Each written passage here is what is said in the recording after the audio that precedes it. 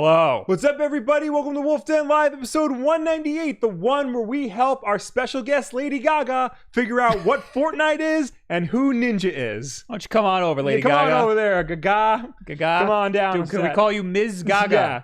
Or do you prefer Stephanie? Yes. Oh, you're not there? Oh, there's nobody there. Yeah, no, there's nobody there. Oh, rats. Yeah. Did you see that on Twitter? I sure saw it. And the article's written about it. Yeah. She literally just said, what's Fortnite? Yeah. And Fortnite was spelled the proper way. Proper way. Yeah. That's all she wrote. Yeah. That's like almost a funny joke. That's like a joke that we made. But then did you see almost 2 years ago? Like a few minutes later, she tweeted at Ninja and said, "Who are you?" Now that's funny. Yeah. That should have been the headline. But then he responded and was like, "Oh, ask Drake." That's not funny. Well, I mean, he's got a point. He did play with Drake. Text Drake. Yeah. She said text Drake and ask him. Anyway, hello everybody. Hello Gene Koff. Hello Dark Type. Hello Parker. Hello Antonio. Hello Edwin. Hello everybody. Hello anyone and everyone who is here. We did not do a sound check, so hopefully this all works out. Also, it's raining cats and dogs outside. Yes. So if we just disappear, that's nature for you. Yeah, the power fluctuated right before we started, so that could happen. Also, a special hello to Hector Espinoza, Carlos Riviera, and Eric Henley for being supporters here on YouTube. Thank you guys. Also, Tony Toenail for giving us $2. It's $5, my dudes. It must be dancing. West Coast. That's a West Coast thing. Yeah.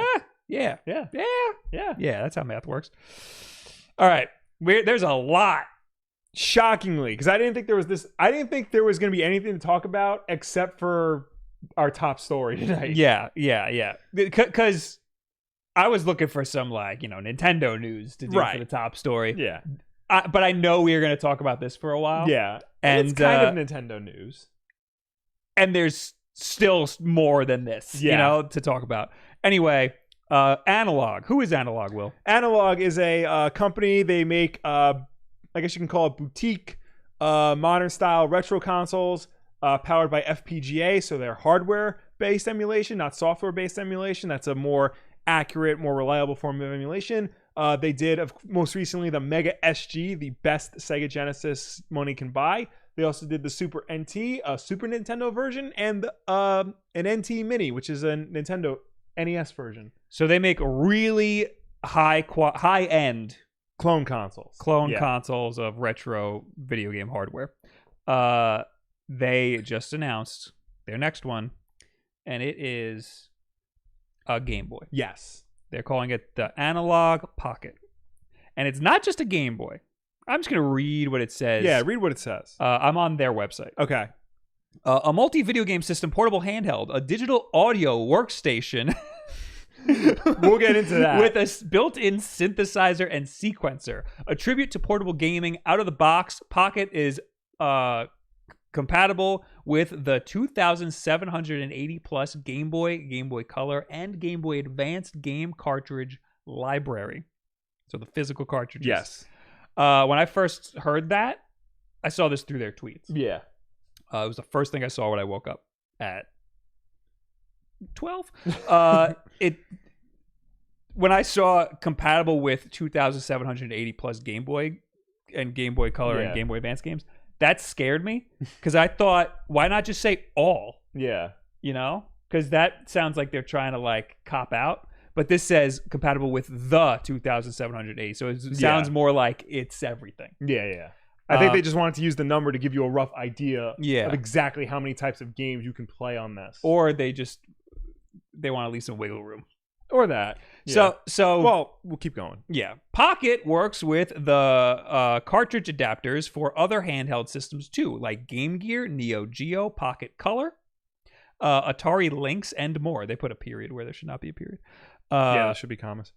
Completely engineered in 2 FPGAs. No emulation. You see that in nice white. Because they want to specifically say, because most clone consoles, pretty much all clone consoles out there run on software emulation, which is glitchy and laggy and unreliable. This is 100% hardware based. It's built from the ground up to replicate the system is trying to replicate perfectly.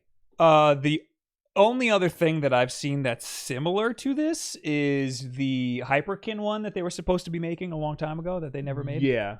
Um, but I'm pretty sure that would have been software. That would have been software, yeah. It would have been $100 was the price point they were going for. So this is going to be $200. So this is expensive as hell. But much like all their other systems. Their other systems are also around $200. This sounds like it could do more than a lot of those other systems. Yeah. And we'll get to that too. But yeah, the Hyperkin one would have probably been software emulation, even though it takes the physical cartridges, but it rips the cartridge ROM and holds it in its RAM. Yeah. So this is running off of the cartridge. This is an actual game. It's probably FPGA. The FPGA chip is probably cloning a Game Boy Advance. Probably. Yeah, because they want to go for the highest, shoot for the moon. Mm-hmm. All right. Monster Pocket. Your pocket just got bigger. All right, dude. Yeah. All right, buddy. It sure did from seeing all this news. Pocket is designed around a first-class 3.5-inch 615 ppi LCD. That is way more PPs than we ever need for a freaking Game Boy. Yeah, well, keep reading. With us, this is ridiculous. With a 1600 by 1440 resolution. So that's 1600 by 1440 resolution. Which one's the second one is horizontal, right? No, the second one is vertical. Second one's vertical. Yeah. So this is 1440p basically. But square. This is 1440p but cropped. Yeah. Inward. That is too much. That is nobody needs that. That's a better screen than the Switch. It's more pixel dense. Yeah. Yes. Yeah, so the Switch has a 720p screen. Yeah. And this has a 1440p screen squared. So cropped in a little bit. Yeah. But even though it's cropped, this still has more pixels than a Switch, probably. Yeah. The Pocket has 10 times the resolution of an original Game Boy. That's it? I'm surprised that it's only 10. Yeah. Oh, no, it is. It's exactly 10. Yeah. That makes perfect sense. Still, 10 times the resolution of an original Game Boy. No, I appreciate it. I appreciate it because it's exactly 10 times. According to the website, we can hardly believe it either. Pro level color accuracy, dynamic range, and brightness. There has never been a display this advanced in a video game system. Wow. Polygon interviewed Christopher Tabor, the founder of Analogue, and he said, one of the biggest hurdles of making a portable was that we always wanted to make the display. Most inexpensive portables coming from China use cheap widescreen displays that rely on black bars to force the original aspect ratio to the hardware, and the screens are chosen to be adequate but not exceptional. That is why it took Analogue so long to finally release its own portable. We essentially were waiting for the right display, working with suppliers and trying to get something that we really wanted, and we finally were able to do that. It is an extraordinary special display with all things considered for respective application. It's 10 times the resolution of the original Game Boy. It's 3.5 inches. It's 615 ppi. It's an LTSP LCD, which is very, very nice and is the correct aspect ratio. I just can't even believe that we were able to get displays with the correct aspect ratio with this size that has all of these features in it. I honestly can't believe it either. Because so there's other systems like the BitBoy that are much cheaper, and a lot of they're all like cheap Chinese stuff. And they're made pretty well. They're made well enough. They're all software emulation, and they're all you just load ROMs into it. Yeah. A lot of them, almost all of them, have screens that are the wrong aspect ratio. Oh yeah. Or they're all the wrong aspect ratio, but some of them will crop in to the right aspect ratio. So you just have this unused part of the screen in these consoles because it's just cheaper to get those types of screens. This is the exact 10 times the resolution. Yeah. So I looked it up because I learned about all this when I was doing that, when I was screwing around with the Game Boy camera. Yeah. So the resolution of an original Game Boy is 160 by 144. Mm-hmm. So this is exactly 10 times that. Right. The Game Boy camera is 128 by 128 because it crops in a little bit. Right. So this will multiply that by 10 also, which is crazy. I mean, you'll still see square pixels, but it'll look crisp as hell. Yeah. Game Boy Advance. I was going to bring up the Game Boy Advance. It's 240 by 160. It is a little wider. Yeah, it's wider. It's a 3x2. So for the Pocket, it will unfortunately have to be letterboxed in order to show. But still, if it's gonna be 10 times the resolution, it's still gonna look so much better than it did on an original Game Boy or clones for that matter. So this won't be 10 times. Right. This will probably be like 9.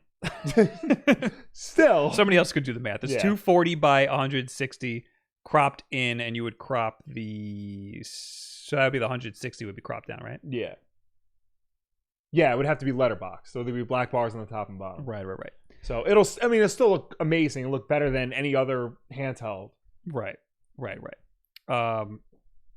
Yeah. So the fact that they put a lot into the screen. Also, the other consoles, like the BitBoy, almost all of the consoles that I've used, these like cheap Chinese consoles, they have really bad screen tearing. Yeah. When there's any sort of movement on screen, you will see like it'll get like jagged and weird. Yeah. So if you're playing a fast-paced game, you'll get a lot of weird screen tearing. It happens with the BitBoy. It happens with the Pocket Go, unfortunately. So if they're putting this much effort into the screen, I really hope there's no screen tearing. I assume there's not going to be any screen tearing because of how much effort they're putting into the screen. I mean, how much effort they put into everything they do. Yeah. So that's a big concern of mine because the BitBoy has a really nice screen. It's got a really nice IPS screen that is also a pretty good resolution, and the colors are beautiful. But it's got really bad screen tearing. So it's possible this could happen here. But it sounds like they know what they're doing. Yeah. And that might have a lot to do with the emulation too. Yeah. And this is not emulation at all. Yeah. So the next thing it shows, it's a tribute to portable gaming, and it shows all the different systems it'll be compatible with. Of course, Game Boy, Game Boy Color, Game Boy Advance. But with the use of adapters, Atari Lynx, Game Gear, Neo Geo Pocket Color. Game Gear is crazy. So two things real quick. Yes. They said they were supposed to release adapters for the Mega SG for like all the other Sega systems, like the Game Gear and something else, but they never did. And they're supposed to come out this year. I think they did eventually. I don't see them on the website. Oh, look it up. But when they do come out, and these will be the same, they're going to be inexpensive. They're going to be like $10, $15. So they're not coming out at launch? No. They'll come out later. But, I mean, for $10, $15, you can play pretty much every classic retro portable in 2019. So, and that's great because Game Gear screens always break. Atari Lynx screens always break. Oh, they made this is what I'm thinking of. They made that the DAC, the DAC, digital to analog converter. So Game Gears are known for having the screen crap out, and it's a transistor. Yeah, it's not actually the screen, which is sounds like too much. Yeah, Retro Future, great YouTube channel, offered to fix ours just before we started. Yeah. Also, remember at Long Island Retro Gaming when I was going to buy Sonic on Neo Geo and you told me not to because we don't have a Neo Geo? I feel like I wouldn't do that. I buy a lot of dumb things that we don't have. Well, you did, and now I have a chance to play it. I just learned I feel a little slighted. I feel like nobody ever told me about Sonic Labyrinth. How do you not know about Sonic Labyrinth? It's just Chip's Challenge, but Sonic. It is not Chip's Challenge. Yeah, it is. How is it anything like Chip's Challenge? You're in a 3D space and you need to find a key in every level. First of all, Sonic Labyrinth is isometric. Yes. Chip's Challenge is top down. Oh, excuse me. It's like that. It's a 45-degree angle. Second of all, Sonic Labyrinth is just so like it feels like he's moving through syrup. Like it's just so slow. But the core idea is Chip's Challenge, but Sonic. Okay, have you played it? No, I just saw it. I was looking up. I don't know why I was looking up. I don't think it's going to be as good as you think it is. But I love Chip's Challenge. I know. But just because Sonic's in it doesn't mean. All right, anyway, because we have every Sonic game for the Genesis. Yeah. We don't have every Sonic game for the Game Gear. We just got Triple Trouble for the Game Gear. Yeah. The problem is that's what started me down the Wikipedia rabbit hole. Triple Trouble. Yeah. somebody posted on Twitter a timeline of all of the Sonic games, and it was a meme. Yeah. But then I was like, they wrote Triple Trouble as if Sonic met Knuckles somewhere else. It was like an alternate timeline. Yeah. And I was like, Knuckles is in that game? So then I went on a whole friggin' thing. He's Princess Peach of the game. Basically. Anyway, my question about this thing being able to play Game Gear games. Yeah. If it's running off of an FPGA chip, that is, I'm assuming the FPGA chip is modeled after a Game Boy Advance. Correct. How How is it going to be able to play Game Gear and Neo Geo games? Well, is it emulating that through a Game Boy Advanced hardware?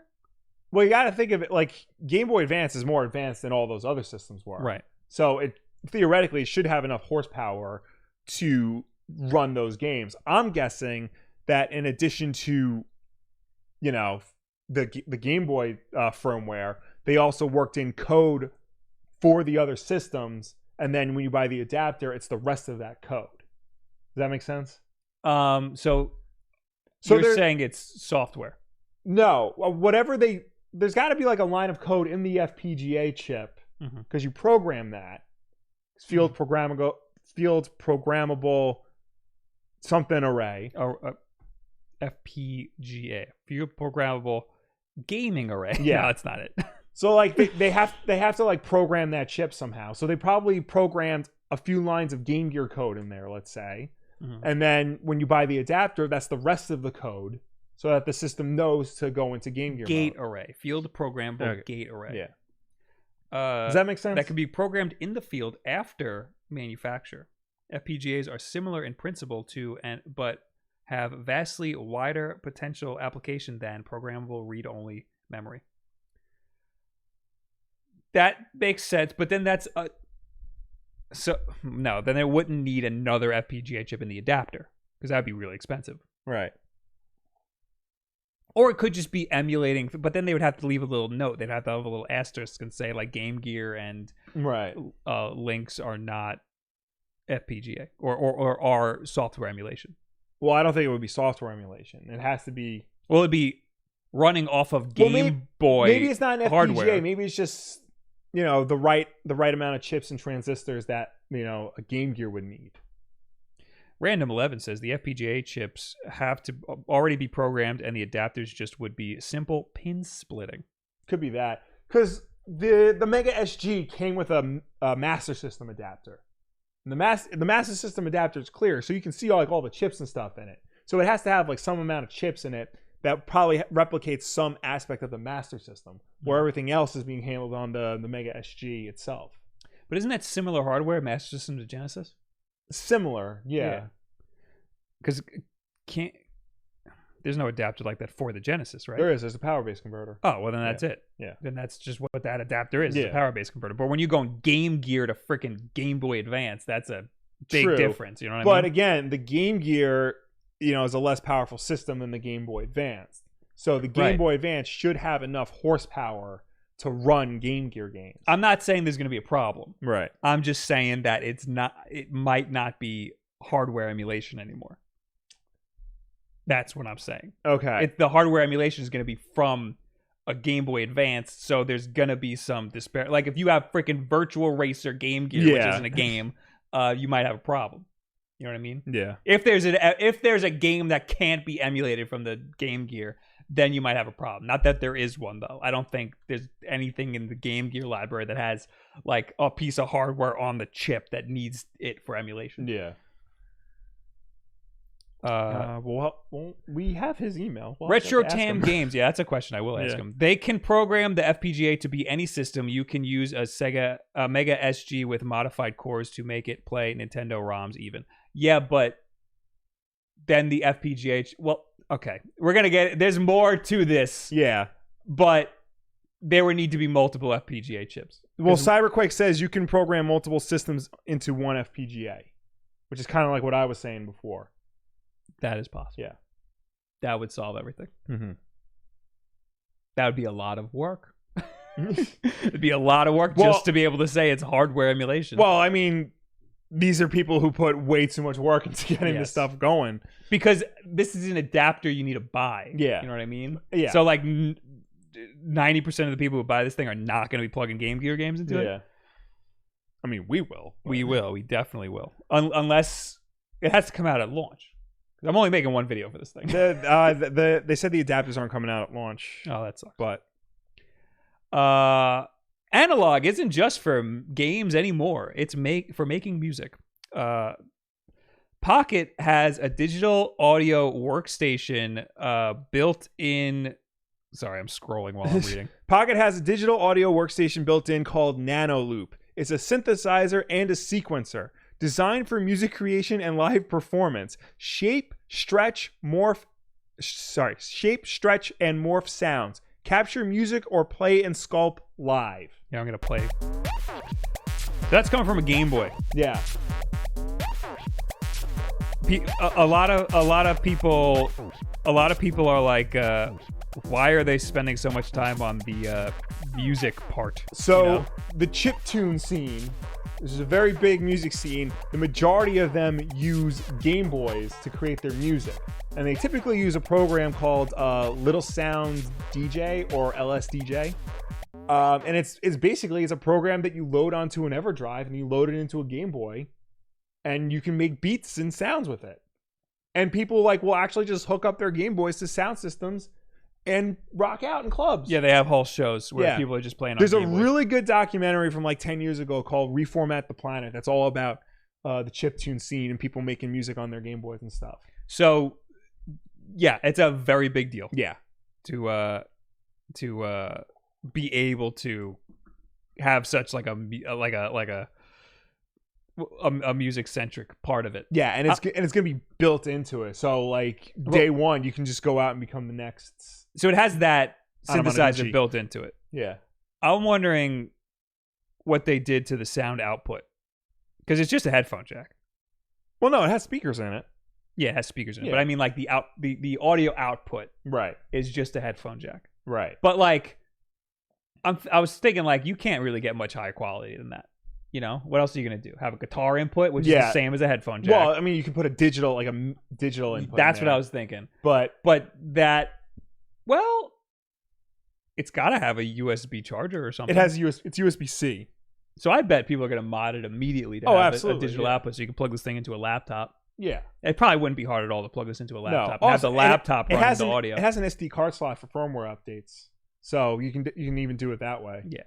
So for higher quality audio, people might be plugging this thing into a laptop if they could even do that. But I think a headphone jack would be just fine. Yeah, I mean, people, like I said, people use their regular Game Boys. Yeah, it is just a Game Boy after all. Let's not get ahead of ourselves here. It's not a freaking synthesizer. But it is really cool. But it is a synthesizer. I mean, I'm gonna futz around with it. Now you can help preserve video game history too. Pocket is designed for FPGA development. We added a second dedicated FPGA, which is what I was going to say before, and the chat got ahead of me just now. We added a second dedicated FPGA just for developers to develop and port their own cores. With access to Analogue's proprietary hardware and scalers, we think developers are going to do some amazing things. So I didn't mention this when we were talking about getting Game Gears running on this thing, because the second FPGA is specifically for developers to putz around with. It's not going to have Game Gear or links or anything on that. But if you have the know-how, then you can program it to run Genesis, Super Nintendo, PS1. I didn't think about that, but that's why that's there. Yeah. That's there so that you could open this thing up to be your all-in-one portable gaming device. It could also be there for homebrew games and things like that, absolutely.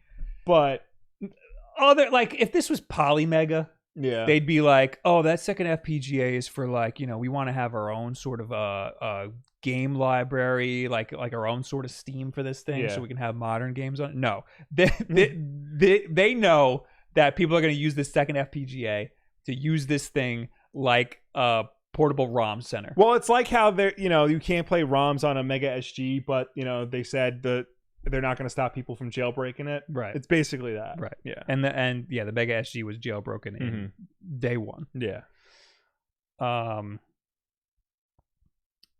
So yeah, that, I didn't even think about that. Yeah. I didn't even think about that. But yeah, I'm going to freaking load this bad boy up with stuff. Because the way the Mega SG was opened up was so, it just adds another menu item on the menu. It's so clean. You don't need an extra launch or anything. It just adds a menu item that says ROMs, and that's it. It's so easy. So I'd assume people will break this day one, right? ROMs or cores. Yeah. And you can load up Genesis or whatever. Now, of course, that's not official. That's just us speculating. Yes. There's no better way to explore all of handheld gaming history with Analogue Pocket. One more thing. Oh, and I like the way they did one. Yeah. Like they did a very Apple of them. Yeah. Introducing Analogue Dock. That's what I call mine too, Will. For when you put it down. That's never, what I like never to do. put it down. Play your Pocket on the big screen. Put your Pocket into dock. Oh my God, this is just full of it. Put your Pocket into dock, and it outputs directly to your HD TV. Sync up any wireless 8-bit Bluetooth controller directly to dock.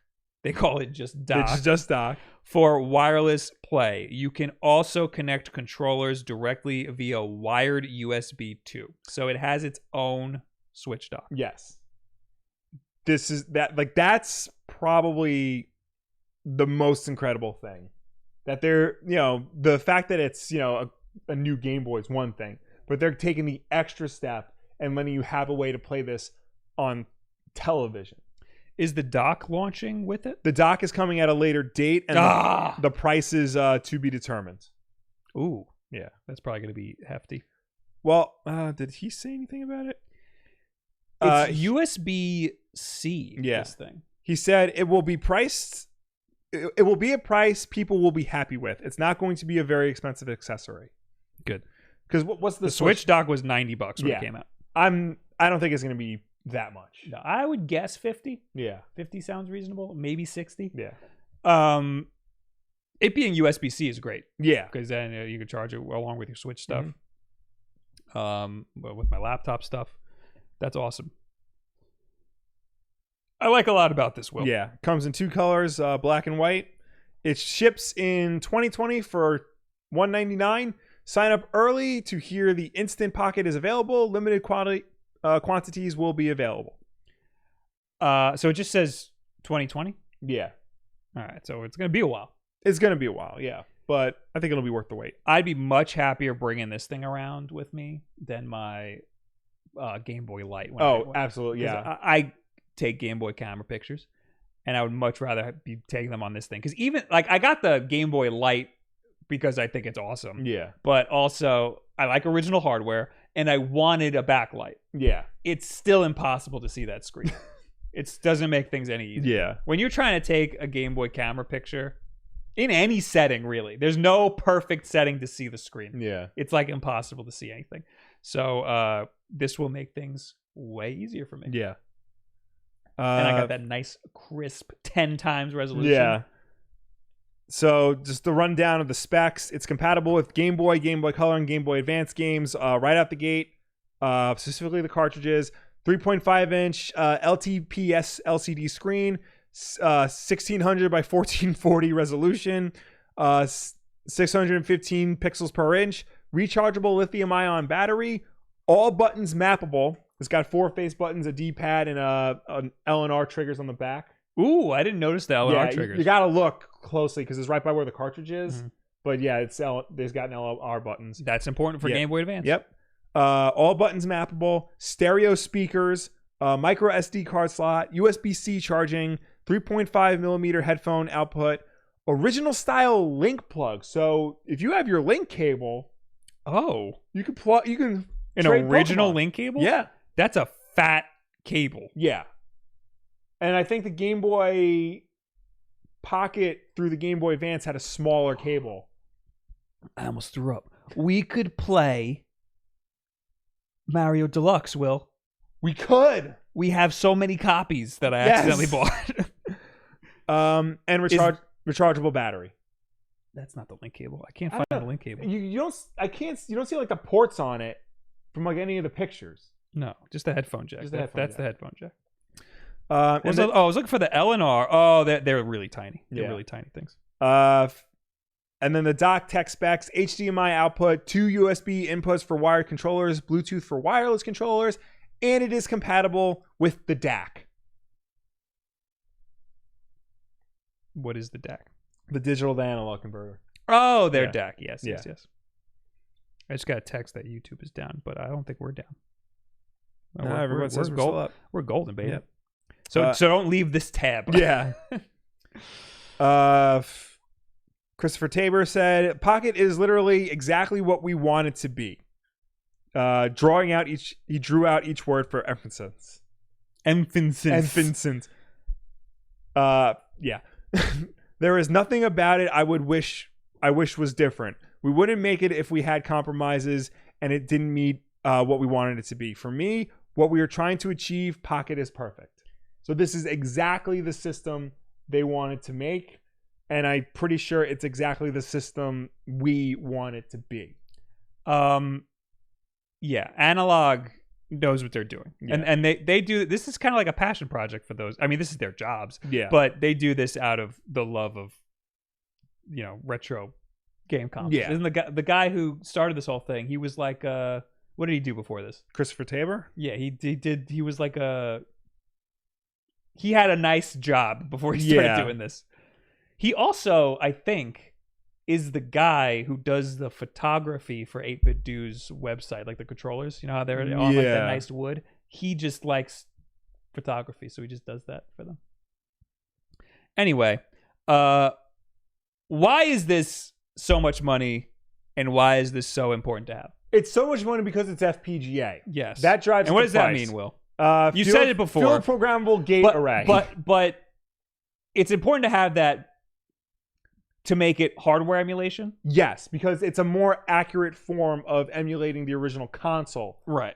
So we made a big deal about this when we were talking about their version of the Sega Genesis. Yeah. The Mega SG. Mm-hmm. Because certain games, only like 3 games would have a problem on the Mega SG. Yeah. Because there's certain hardware, they wouldn't have a problem on the Mega SG. They would have a problem if it was software emulation. Correct. Because there's certain things on the inside the cartridge that need to work. Yeah.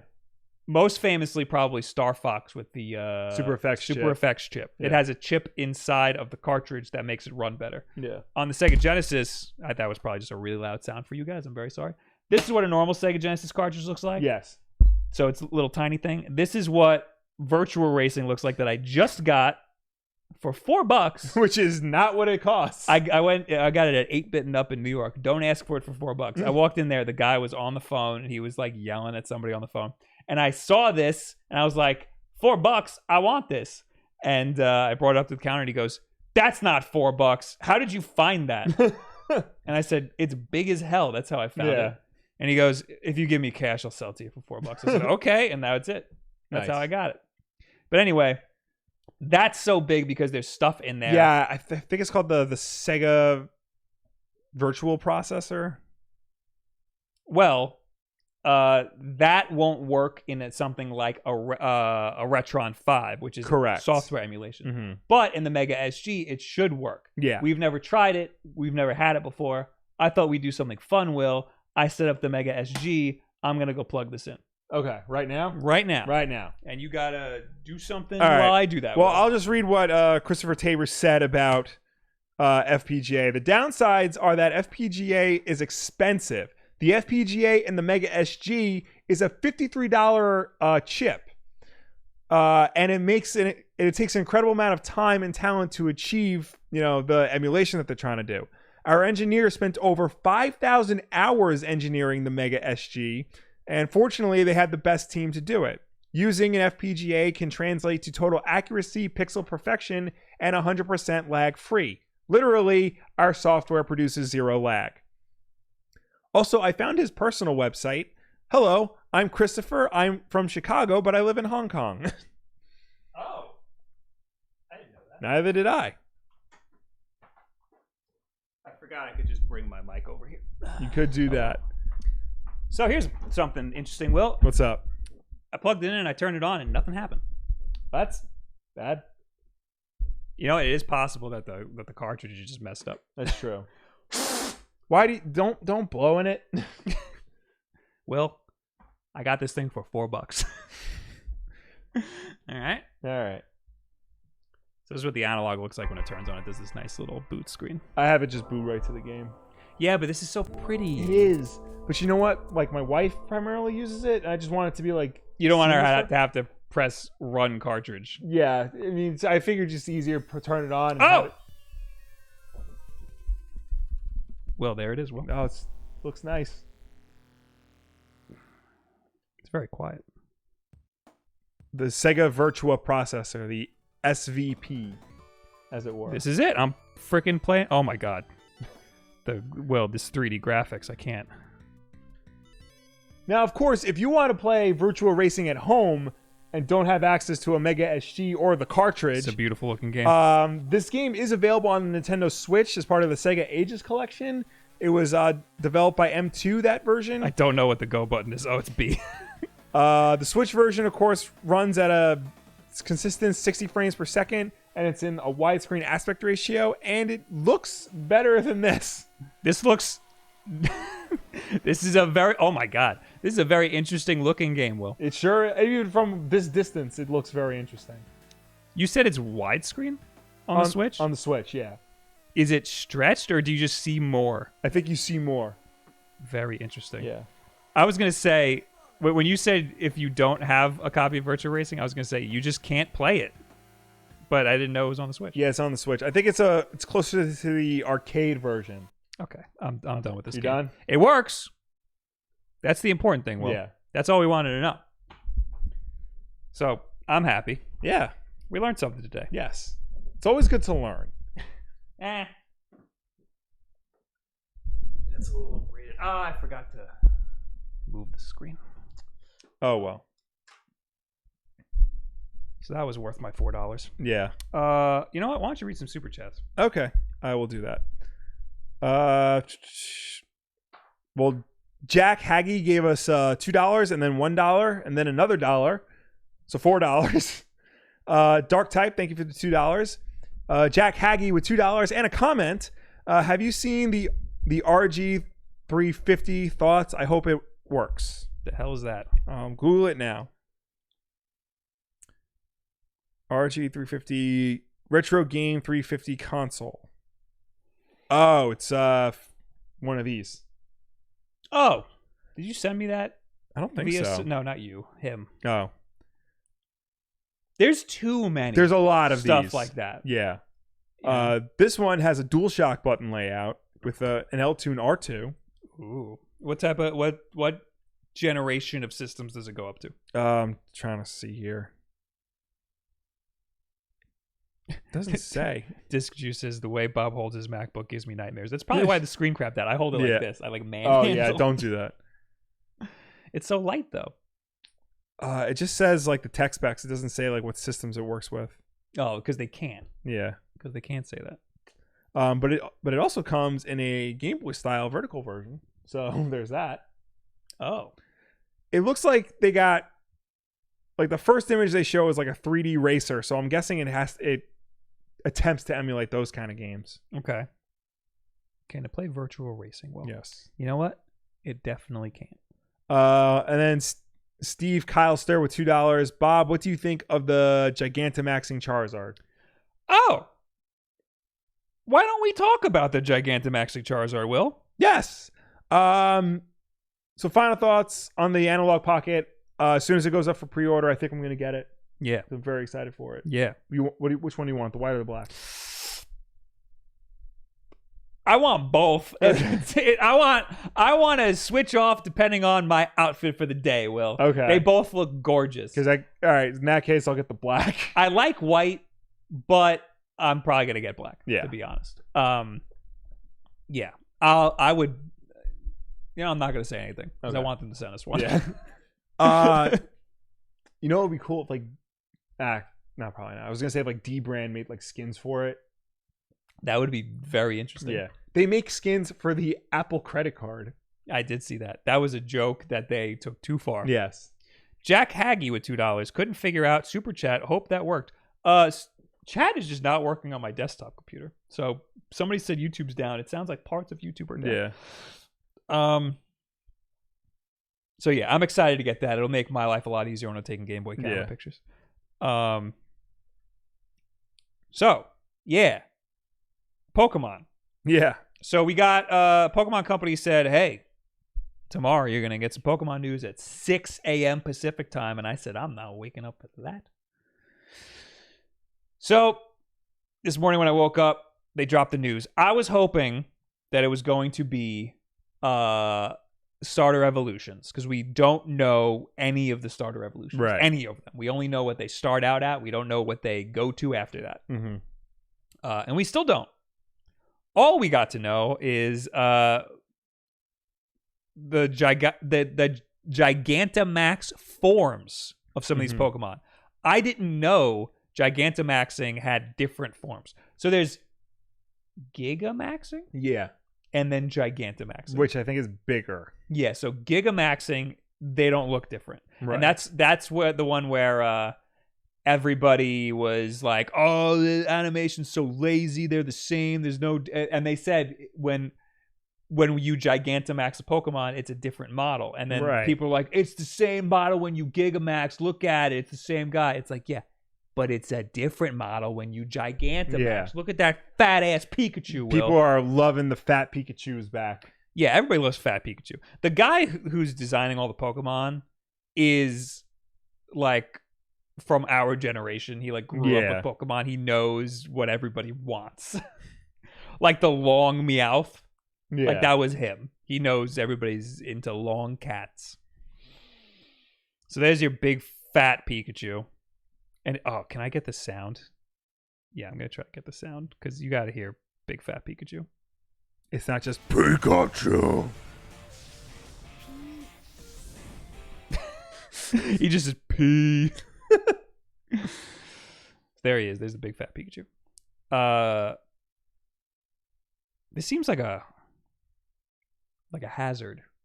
What? Having huge Pokemon? Yeah, and like that much lightning and electricity, in a stadium. Well, true. But Pikachu's not the only one. Yeah. You got Eevee. And you get these Pokemon by just having save data for Let's Go Pikachu and Let's Go Eevee. Really? Yeah. I don't know if you get the ability to use the no. So Eevee's move, opposite gender opponents become infatuated. That's a little sexist, Will. Yeah. I think. Receive this Eevee by using play records from Pokemon Let's Go Eevee. So the same thing with Pikachu. Yeah. So that's pretty cool. And you have play records from Eevee. Yes. So I will be asking you to trade. Thanks, Will. No problem. There's the friggin' Charizard. Charizard looks insane. He's very on fire. He's got like flame shoulder guards. Yeah. He is extra, as the kids All say. non-fire types take damage for 4 turns. Wow. So he burns the hell out of you. And then there's also a Gigantamax Butterfree. It just has big. It's just wings. Mothra. Just Mothra. Yeah. It looks like just a Butterfree with bigger wings. Yeah. Causes poison, paralysis, or a sleep status. And it looks like you can Gigamax the Gene Simmons Pokemon. Yeah. Obstagoon. Exclusive early purchase bonus. Unless that's a Gigantamax. I don't know the difference. Will. I guess Gigantamax is a different form, and Gigamax is just you make the Pokemon bigger. Yeah. Receive the special Meowth available. Oh, I missed it. Through January 15th. Yeah. Oh, is that the pre-order bonus? The pre-order bonus. I know. But I think early purchase bonus. I like when they say that, because that means it's not a pre-order bonus. You just have to get the game in the first wave. So you don't have to actually pre-order. You just have to be one of the first ones. I'm cool with that. I'm picking up what you're putting down. So there's a long-ass Meowth. G-Max Gold Rush.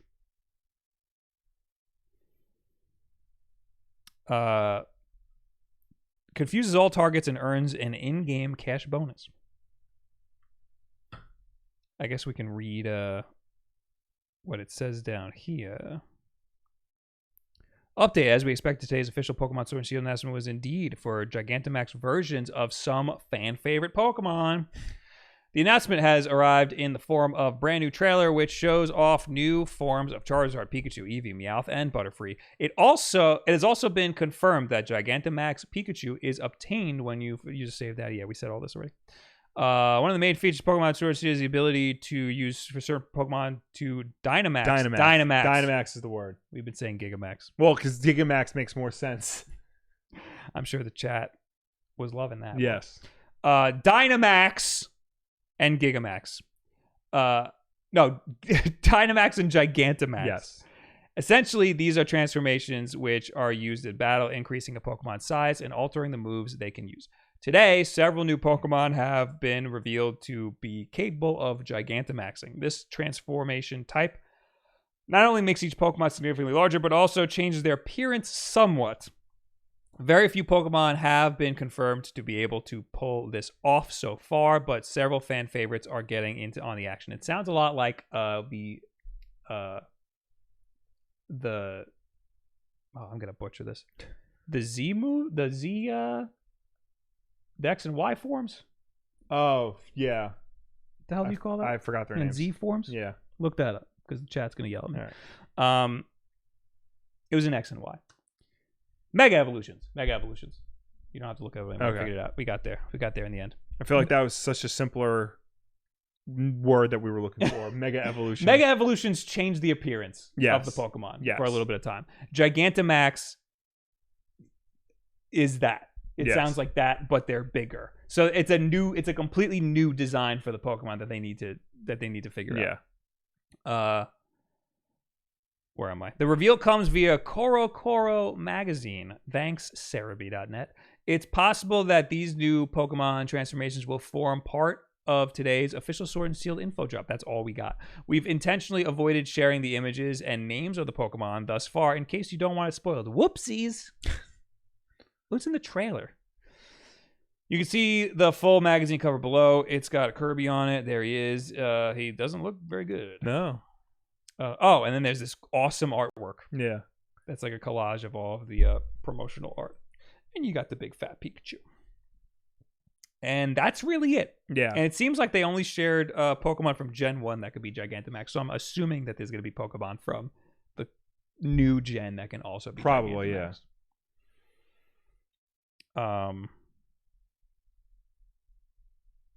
Yep, the chat really likes to correct me on the Dynamax thing. Yep. Nintentional says Gigantamax is the stupidest idea I've seen in Pokemon. It just looks so stupid. I hope these battles are optional because it looks ridiculous. Well, yeah, you control when your Pokemon Dynamaxes and Gigantamaxes. I don't think it's going to be optional. Why not? Because the opponent is going to do it. Well, so you're gonna be pretty much forced to do it. I guess, yeah. Like, I mean, you can make it hard for yourself and not do it. Yeah. Because, like, when we played at E3, when you do the gym battles, that's when you get to Dynamax because you're in an arena. Yeah. And you had to Dynamax. Like, imagine beating that without Dynamaxing. It would have been impossible. Yeah. I could barely beat it without Dynamaxing because I didn't know what freaking type of the other Pokemon was I was fighting against. But I originally thought that Dynamaxing was stupid, and I think you did too. I just didn't get it, and then I played it, and then I got it. When I played it, it felt really cool. Like the sound effects and the visual effects and everything just felt awesome. It felt like that the Pokemon battle turned into this big kaiju battle. Yeah, it was a lot cooler when you're actually doing it than when you see it through these trailers. Yeah. So I'm more down with it. I also didn't like Mega Evolutions. And I still think they're kind of meh. It adds like a little bit to the gameplay. Like, oh, when am I going to... Because you can only Mega Evolve one Pokemon. Right. But for Dynamaxing, you can only Dynamax one Pokemon, and it's only for a few moves. Okay. Like, you didn't notice that when you played it? Yeah, no, it's only for like 3 or 4 moves, I think. Yeah. So... that adds even more strategy to it. Yeah. So now you got Gigamaxing, which I'm sorry, Gigantamaxing. Yeah. I'm never gonna stop saying Gigamaxing because Gigamaxing sounds appropriate. Aiden Quinn says the new Pokemon for this gen did indeed get Gigantamax forms. Did they get them already? Yeah. I think some of them did at least. different forms. I've seen them as Dynamaxed, but I've never seen a different form. Pretty sure they did. Well, we need to figure this out. All right, I'll look it up. Well, anyway, while you do that, we got a lot of stuff here. Prom dates, thank you for being a member. Bruce Patrick, thank you for being a member. Rock and Val, thank you for being a member. T. Slaruso, thank you for being a member. HWY61, thank you for being a member. And Jesse McCown with $5. Join the unofficial Discord racing club, Wulff Den Racers, in Asphalt 9, a free-to-play racing game on the Switch. Earn rewards for being in a club. Yo, it costs more than that for a sponsorship. Yeah. Here on this friggin' podcast. Is that a thing? I guess it is now. Is that a thing that you actually did? So Corviknight has a Gigantamax form, as does Dreadnought and Alcremie. Oh, I remember the cream guy. That is not a guy. Are you assuming, Will? I am. You're right. That's wrong. I'm sorry. Would Eevee's move work on that Pokemon, Will? Well, we'd have to play and find out. You're no fun, Will. You got any snacks, Will? No, I didn't have any snacks. I stopped by the Oreo aisle the other day and it's like, there's no new flavors. Damn it. Where'd you find that? I want to pull them up on screen. Is it Cerebi? Bulbapedia. Oh, I clicked on Cerebi. Oh, it's the same thing. Don't worry about it. Okay. All right, so we knew Charizard already. We knew Butterfree. We knew Pikachu. There's big fat Pikachu. My water is down there, but I can't. Oh, I got you. Well, my don't worry. bike is in the way. Sorry, well, I got you. Here you go. Thank you. Alcremie. There's the big friggin' cake. Corviknight. Corviknight doesn't look that different. Corviknight's got like the red around him. Dreadnought looks very different. I've never seen that before in my life. I don't know where that was shown, but I've never seen that. I thought this was the first information we're getting that Gigantamax Pokemon are different, but apparently not. Right. This is just the first time we're seeing Gen 1 Pokemon that could be Gigantamax. And you know everybody loves Gen 1 Pokemon, Will. Yes. I mean, obviously. Like me, I'm one of those people. Jesse McCown with $5. Yeah, I created the club today. You have to play a bit to unlock. Also, I've been playing for almost 2 years here. I've been paying for almost 2 years here. Love you guys. No Oreos? Send us Oreos. Yeah. I'll have to play Asphalt. It's free. It is free, yeah. And we like Burnout. Yeah. So I'm interested in it. I wanted to try, because the guys created Burnout, did a Spearow successor, Dangerous Driving. I did not know that. It's basically just Burnout. I don't know if it's good. You ever play a game called No Brakes Valet, Will? No, I've heard of it though. It's a great phone game. It's great for two people because one person grabs one end. And the Oh other person yeah, I grabs the remember other that. end. Yeah. All right, we'll move on. Oh no, more Pokemon stuff. This is just a quick aside with Pokemon.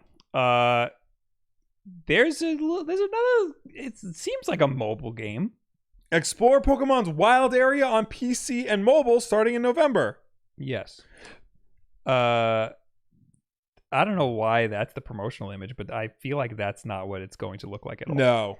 The wild area for Pokemon Sword and Shield is coming to PC and smartphones of all places. The content will be available on web browsers from sometime early November to December 31st. I'm going to pause this article right here and tell everybody to get their expectations to a minimum. Yeah. Because you're not going to be able to play it. Users can explore the wild area with a 360 camera and encounter Pokemon in the wild. The content will be available in Japanese, Korean, traditional, and simplified Chinese. They don't say English. No. I don't know why they didn't make a bigger deal that it's not going to be in English. Unless they just want us to assume that it's going to be in English. No, because like all the English-speaking websites that I've seen have not mentioned it. So, haven't mentioned it at all. Yeah. Oh, this is JapaneseNintendo.com that I just clicked on. Yeah. Will be available Japanese, Korean, traditional, and simplified Chinese. Oh, this has more pictures too. Japanese Nintendo. I love this site. This is great. It doesn't look... You know what? These pictures don't look that great. It looks very much like a mobile game. Anyway, let's click back on Nintendo Enthusiast. Similar to the Dynamax camera, this promotional content might give us some early looks at Pokemon not shown in official materials, assuming we get access before the release of the games on November 15th. We'll be able to gain all sorts of key insights from this. Since the wild area is one of the bigger new features coming to Sword and Shield, I'm sure that players will be doing some crazy digging after this release. The wild area is the first attempt at open world, blah blah blah. So the wild area is like the big open area. Yeah. It's not. It's like the middle of the map, and it's where you go to catch all Pokemon. Mm-hmm. It's like a sandbox. Yeah. So this is gonna be some promotional thing where you can go and explore the wild area and maybe see new Pokemon that we haven't seen before. I think it's really just gonna be like kind of like a map. Maybe you can like mark off where some of the raids are gonna be or something. But this is just gonna be like a promotional map. I'm thinking of it like when conventions have an app that's like a map of the convention. That's what this sounds like. Sounds like it, yeah. So don't get too excited. Yeah. First of all, you're not going to be able to read anything unless you know Korean, Japanese, or Chinese, and it's probably not going to be that exciting anyway. Yeah. So, but it's another Pokemon mobile thing that's coming out. Yeah. So I had to talk about it. All right. The next thing we have is the there's a little leak. Yeah. Of our little boy. Yeah. Of our good friend Sonic the Hedgehog. So a while ago they made a little trailer for the Sonic movie and Sonic looked like trash. Sonic looked awful and horrifying, and I wanted to kill him with all of the fire. And we hated it, and we talked about how we hated it, and it was stupid. And then they said, guys, we hear you. We're going to redo it. We're going to push the movie back. We're going to redo the design. Now there's a leak. This is, again, according to the Nintendo Enthusiast. Yeah. Rumor is this our first look at the Sonic redesign for the new movie. He looks a lot better. 1,000 times better. He looks way better. So much better. I'll be honest. If I saw this first, I probably still wouldn't like it. Yeah. But I like this. Yeah, this is way better than what we had before. I mean, I expect Sonic to look different than he does in the games, because that's just what happens when you translate it from animated game to a live action movie. But this looks closer to what Sonic the Hedgehog is supposed to look like, as opposed to whatever the hell they farted out last time. If this is even like what it's actually going to be, which it looks like it is. So they supposedly had I'm going to try to look this up. So they supposedly hired Tyson Hesse, the guy who worked on Sonic Mania. Yeah. And he did a lot of the Archie comics. Yeah. They had him come in and help with the redesign. Yeah. And here it is. So he did this during the like when it all went down. The like original kerfuffle. That is the original movie Sonic. Yeah. But he just did a cooler looking version. Oh, absolutely. Of it. It's like only slightly different, but it's way better already. Mm-hmm. So they got him and were like, yo, help us redesign Sonic. And this looks like a Tyson Hesse redesign, if you ask me. I can't tell, because part of the big controversy was like with his eyes, how they were like separate. And it looks bizarre. I think they're definitely still separate. They're definitely still separate, but it still looks closer to Sonic. Like the eyes are closer together. If you look at modern Sonic, they're barely one. They're barely one. Right. Yeah. So just close it. Honestly, I'm not butthurt about the eyes being separate.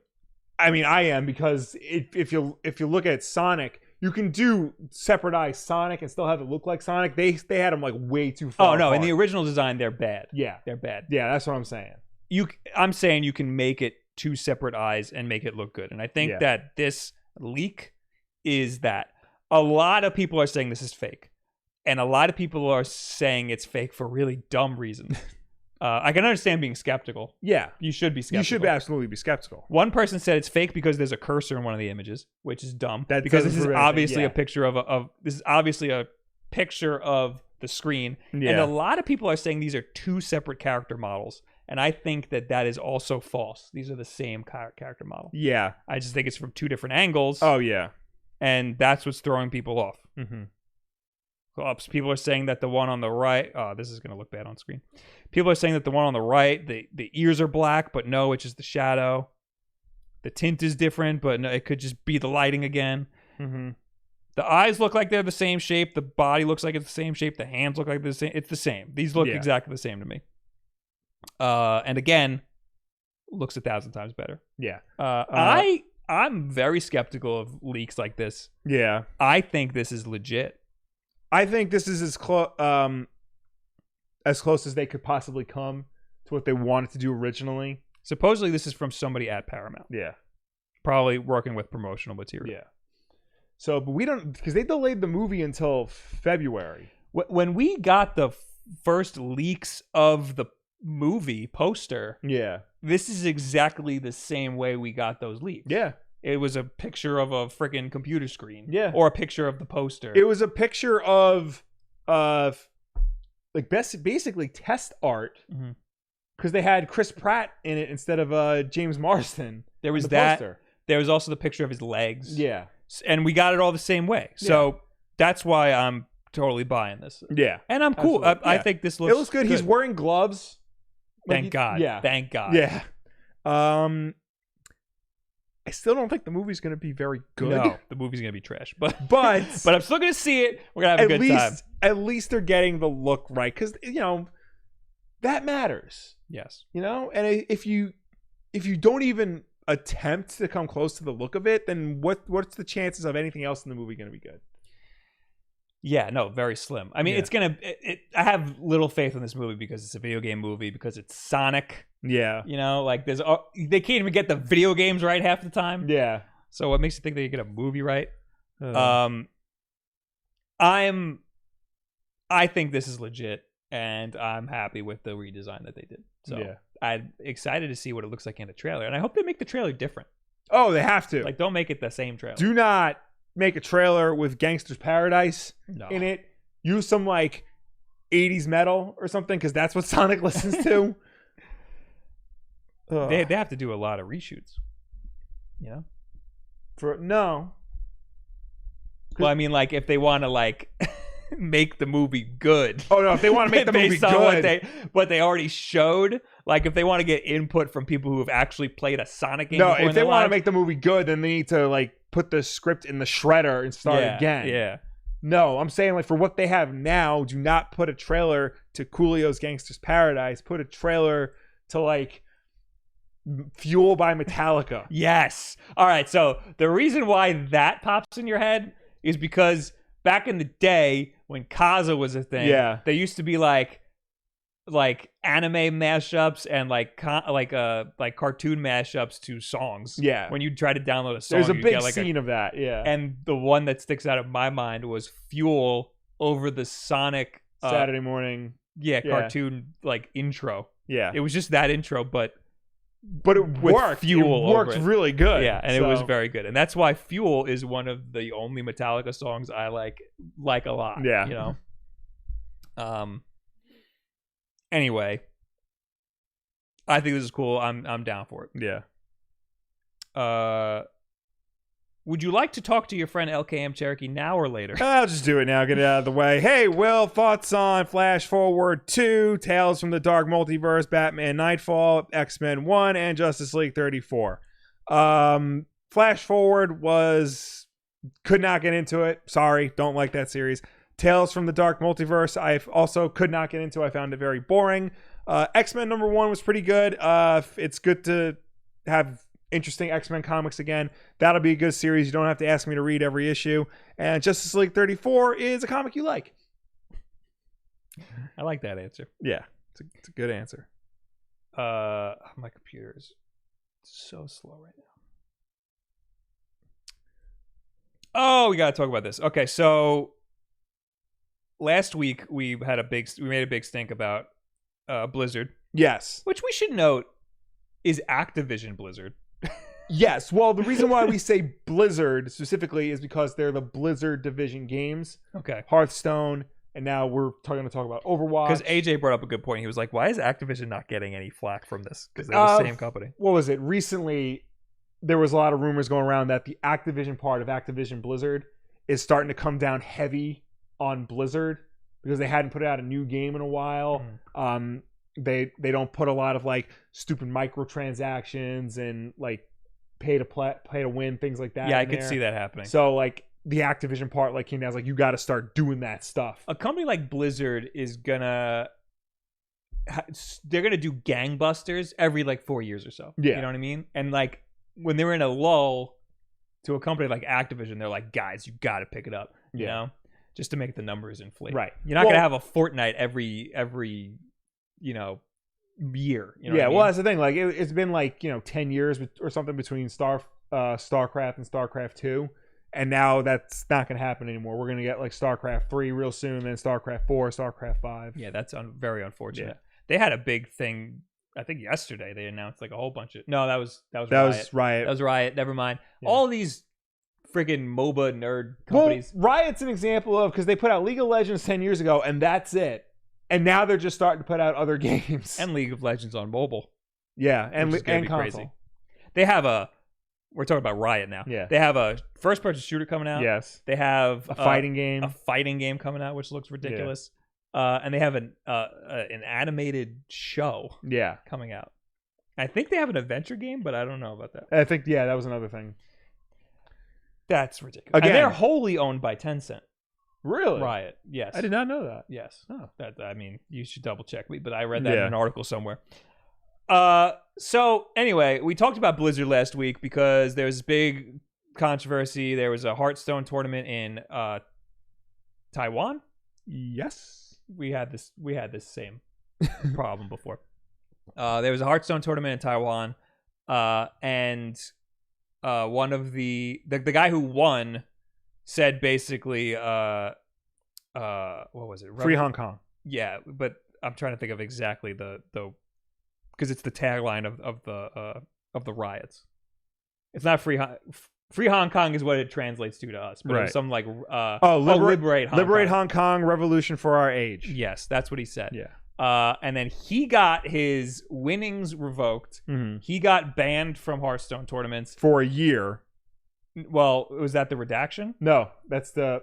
Okay. So the initial punishment was suspended for a year, winnings redacted, and the two commentators also got suspended for a year. Yes. I have this story backwards, but we'll talk about what Blizzard did first. Yes. So yeah, the commentators got suspended for not keeping him on track, which is ridiculous. Yeah. But Blizzard came. My links are all messed up. Oh, okay, here it is. Blizzard made a statement. Do I need to read this whole thing? No, it's very long. It's stupid. They came and they released the statement really early in the morning on Friday. Yeah.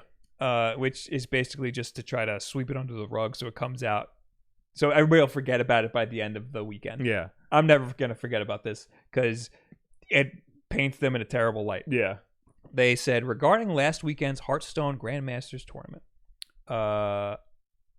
they basically didn't apologize at all. They just kind of defended themselves. Yeah. And this is from, oh no, it just says Blizzard Entertainment. So it's not from a specific person there. Oh no, J. Allen Brack, president of Blizzard. Oh, at the bottom? At the very bottom, yeah. Oh, okay. People are speculating whether or not this was written by a Chinese speaker because there's certain things that just don't line up. Yeah. So like that conspiracy's out there. I'm gonna jump through parts of this article. Mm-hmm. They say stuff like our core values still apply, and they broke some of those core values. And there's a lot of contradictions in this. Yeah. First, our official esports tournament broadcast was used as a platform for a winner of this event to share his views with the world. We interview competitors who are at the top of their craft to share how they feel. We want to experience that moment with them. Hearing their excitement is a powerful way to bring us together. Over the weekend, Blitzchung, who's the guy who won the tournament, used his segment to make a statement about the situation in Hong Kong in violation of rules he acknowledged and understood. And this is why we took action. Every voice matters, which is their what do you call it? What do they call that? Their value. That's one of their core values is every voice matters. So they put that after they said this guy's voice doesn't matter when he's on our live stream. Yeah. Anyway, every voice matters. And we strongly encourage everyone in our community to share their viewpoints in the many places available to express themselves. However, the official broadcast needs to be about the tournament and to be a place where all are welcome. In support of that, we want to keep the official channels focused on the game. So every voice matters, Will. Except when you're talking about the China-Hong Kong situation. Well, every voice matters except on our live stream. Yeah. There, every voice does not matter. Yeah. Your voice doesn't matter on our live stream, but our company's motto is every voice matters. Yeah. Anyway, second, what is the role of shoutcasters for these broadcasts? We hire shoutcasters to amplify the excitement of the game. They elevate the watchability and help the esports viewing experience stay focused on the tournament and our amazing players.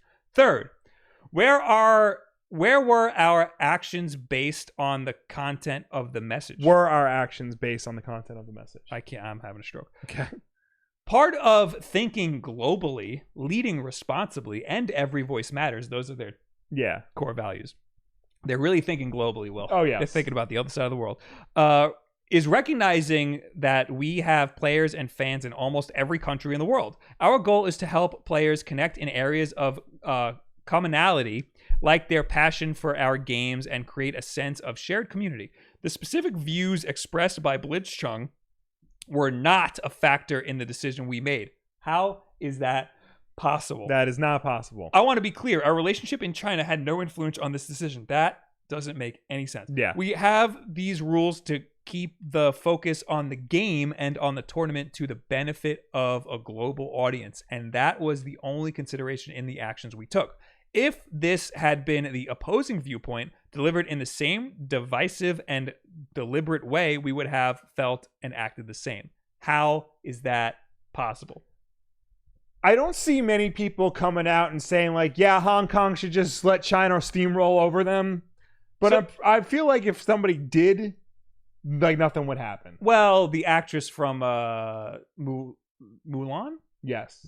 The lead actress from Mulan did come out and say she was in support of the Chinese government, and she got steamrolled for it. Well, Disney didn't fire her for it. No, they're not going to because they want that Chinese market. Yeah. Well, also, apparently, there's something about how like Hollywood, like the Hollywood of China, like these actresses and actors and stuff are kind of bankrolled by the Chinese government. Yeah, and they could be forced to write stuff like that. Yeah. So.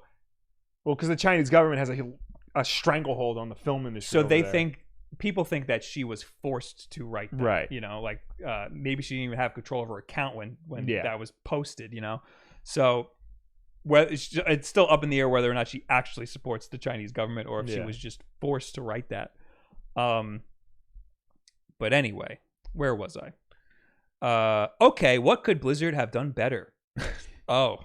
I got a lot of words for you. And where do we go from here? Over the past few days, many players, casters, esports fans, and employees have expressed concerns about how we determined the penalties. We've had a chance to pause, to listen to our community, and to reflect on what we could have done better. In hindsight, our process wasn't adequate, and we reacted too quickly. We want to ensure that we maintain a safe and inclusive environment for all our players, and that our rules and processes are clear. All of this is in service of another important Blizzard value: play nice, play fair. In the tournament itself, Blitzchung played fair. We now believe he should receive his prizing of $3,000, I want to say. Yeah. It's only $3,000. Yeah.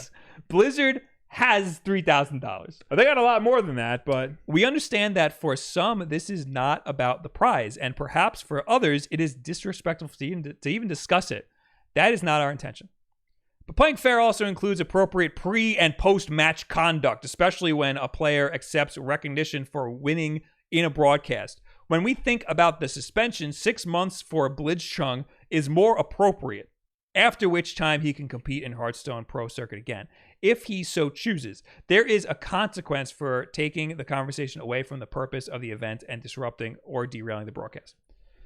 With regard to the casters, remember their purpose is to keep the event focused on the tournament. That didn't happen here, and we are setting their suspension to 6 months as well. That's insane. Yeah. They didn't backpedal basically at all. Yeah. They lifted the suspension a little bit. He's still suspended. I mean, he gets to keep his prize money, which is nice, but he's still suspended. The casters are still suspended for basically doing nothing wrong. Yeah. All right, let's say that what's the most they could have done? If it's like they say, hey, do you have anything to say? Yeah, liberate Hong Kong. Okay, moving back on. It's still. If this happened in America, they would be back on their jobs the next day. Yeah. They would be right back. Yeah. That's it. They'd go, we're sorry, we messed up. They're back in there. This guy can compete whatever he wants. The casters can talk whenever they want. Yeah. However, this happened in China, so they need to show that there's some repercussions to the. I'm sorry, this happened in Taiwan. They need to show that there's some repercussions to somebody. Yeah. To the people who wanted this to happen in the first place. So that's messed up. There's no backbone here. Yeah. For an American company. You know what I mean? Yep. So, you can go fuck yourself. The reason why I had to go through that whole long thing is because part of the story is that Blizzard cancels an Overwatch launch event in the Nintendo store in New York. Yes. It seemed like the Nintendo store in New York was really excited about this launch event. Yeah. Also, this launch event was the day after the game launched. Yeah. I'll also note, Overwatch came out on Tuesday this week. Mm-hmm. It came out in New York at 2 p.m. on Tuesday. That's weird. That is very weird. Yeah. I thought maybe they canceled the launch event because of that. Maybe they wanted to delay the launch a little bit or something. Maybe they had some problems. But no, it was on Wednesday. There was no reason to cancel it at all. So anyway, Nintendo New York tweeted, the first 150 fans to sign up will get to meet voice actors. Oh, no, wait, this isn't the first tweet. I want to read the first tweet because they were really excited about this whole thing. Gather your team and head to Nintendo New York Wednesday, October 16th. That's today. From 4:30 to 5:30 without reservation, and from 5:30 to 7 reservation required for Blizzard's launch event celebrating Overwatch Legendary Edition on the Nintendo Switch. The first 150 fans to sign up will get to meet voice actors from Overwatch from 5:30 to 7. Sign up begins Wednesday. That was last Wednesday. Present your Warp Pipe Pass. You know how that works. Yes. At your reserved time upon arrival. You must have a Nintendo account to make the reservation. And then, how long after that was that? Oh, so a few days after that. That was October 8th. And then October 14th, which is 2 days before the event, they said, please be aware that the previously announced Overwatch launch event scheduled for Wednesday, October 16th at Nintendo New York City has been canceled by Blizzard. They're throwing the blame right at Blizzard. We apologize for any inconvenience this may cause. Why the hell would they do that, Will? Oh, maybe because they didn't want a bunch of angry fans protesting their game because of some stupid crap they're in with China. I gave them the benefit of the doubt and thought that maybe it was because they were delaying the launch a little bit. But no, it's on freaking Wednesday. No. So there's absolutely no reason for that. No. Meowth900 says, also apparently Nintendo is taking refunds too. Yes. Refunds of what? The game. Just the game. Yeah, I feel like you bought it on the eShop. You can, well, if you bought it on the eShop and you want a refund because of everything that's going on, they're accepting refunds on it. Oh, great. Yeah. Also, I don't know if you saw this. I didn't put it in here. Apparently, if you buy a physical copy of Overwatch, it's just a code. It's just a code. Yep. That's cool. Why bother? You put an article in here about how it runs, right? Yes, because that was going to be the next thing. I thought this... Is this the one that I read? Well, I saw a couple of articles about this, and this is the one I threw in here. I don't think this is the one that I read, but I saw one that was like... It kind of dragged it for no reason. Yeah. Like, people don't like how the motion controls control, Right. which is fine. Yeah. Turn them off. Yeah. They're like in addition to the game. Like nobody's gonna complain about the motion controls on PS4, right? Because there are none. And people are also saying like, oh, it's not as comfortable using the Joy-Cons. You should use the Pro Controller, which is like Doom and all the other first. Yeah, that's shooters. just dragging it for no reason. Here's where I found interesting. So this is the Polygon article. I spawned into the game without a character model. A few of my teammates were there, but the rest of my 6-person squad was also missing their character models. There was a red-orange blob in their place. Sure, that seemed fine. I could still play and move around even without a character model, although I couldn't see or hear anything I was doing. When my team clashed with the opposing side in the middle of the map, most of their team too showed up as orange balls of light. And that was just the beginning. Unfortunately, the Nintendo Switch just couldn't handle the game I love so much. And then there's a picture of the orange balls. Oh, I gotta pull that up. Now that is not what I read. No. But the article I read didn't have any technical issues like that. They were just complaining about how it was uncomfortable. They didn't even say there were frame drops in the article I read. They said it run at 30 frames per second, but like, what could you expect? It was about 30 seconds into the match before my character model and others appeared. This happened throughout my hours-long Overwatch session, and you can see a time everyone was an orb in the image above. Sometimes only a few teammates were orbs, while other times we were all orbs. So I think that's the animation of when you spawn, and they just never spawned. That's insane. That's like the first frame of the spawn animation, maybe? Initially, I played Overwatch on the Switch while docked using a Pro Controller, but I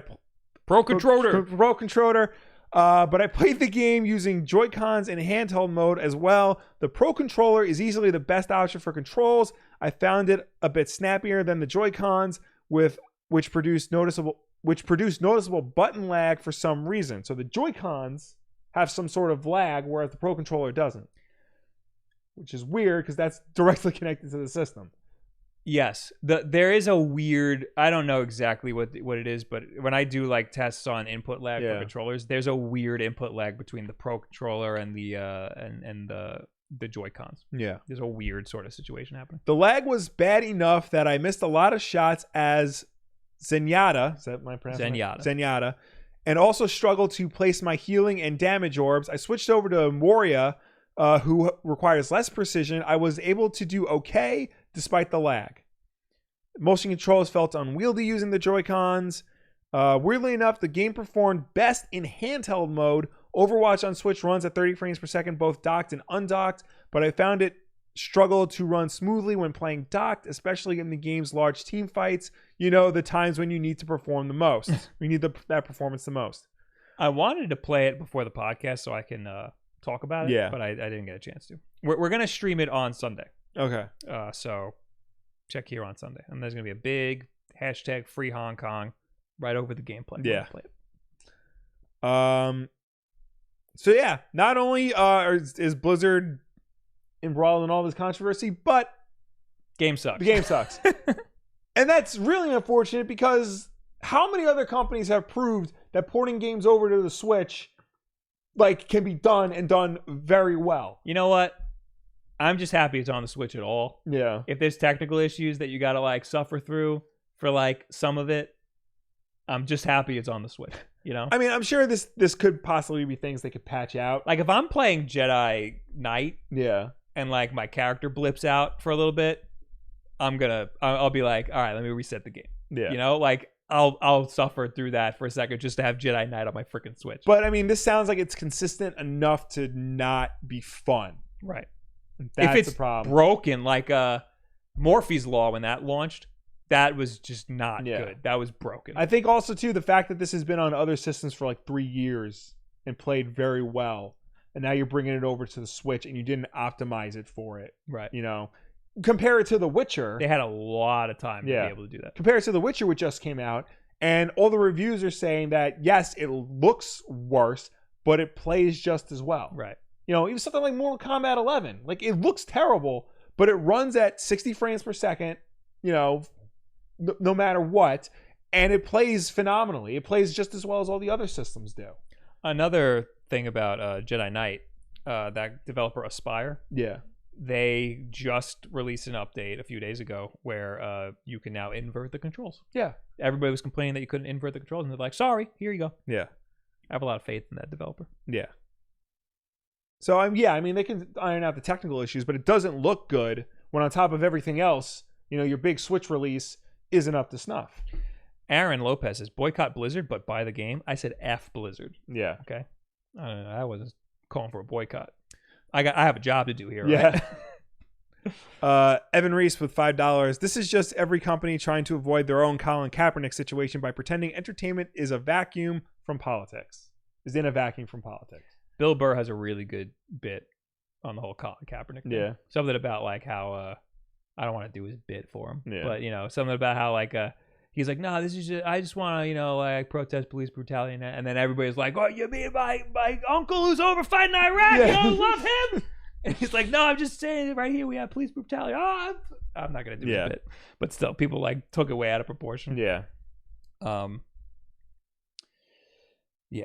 Yeah. There's a whole thing with the NBA too about whole because like China. I forgot what it was. I think, which is crazy because I'd imagine that Blizzard as a company is probably just as big as the NBA. Well, I know basketball is big in China right now, specifically the NBA, and they were playing a couple of games out there. And I think the story goes like one of the players said something and like it got them in trouble with the Chinese government, and all the other teams and coaches and stuff were just like, they were asking questions, and everyone else was like, can we just play? Except LeBron James, who kind of sided with the Chinese government. Like kind of a little bit. Yeah. And it was like, you should have said that. So. Oh, the average NBA team is worth $1.9 billion. That's a lot more than any Overwatch team. Yeah. The viewership probably evens out, I would say. Yeah. Yeah. No, I think it's just as big of a deal. That the company that made Overwatch is, one of the kind of biggest, siding with the Chinese government. Yeah, one of the biggest games out there. Yeah. Yeah. So, yeah, Blizzard's still messing up left and right here. Yeah. On if I have anything to say about it. Anyway, was that the only super chat? Yeah. We're done with the Blizzard stuff. Yeah. I'm still gonna play the game. Will, can you do this next story while I run and get my charger? I don't know what happened.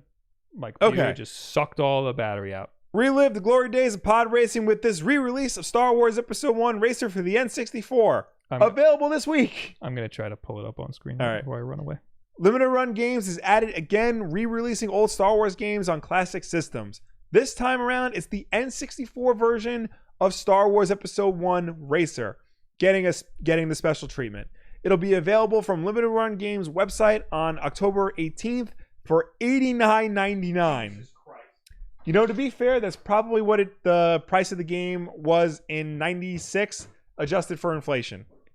99, sorry, that's when Episode 1 came out.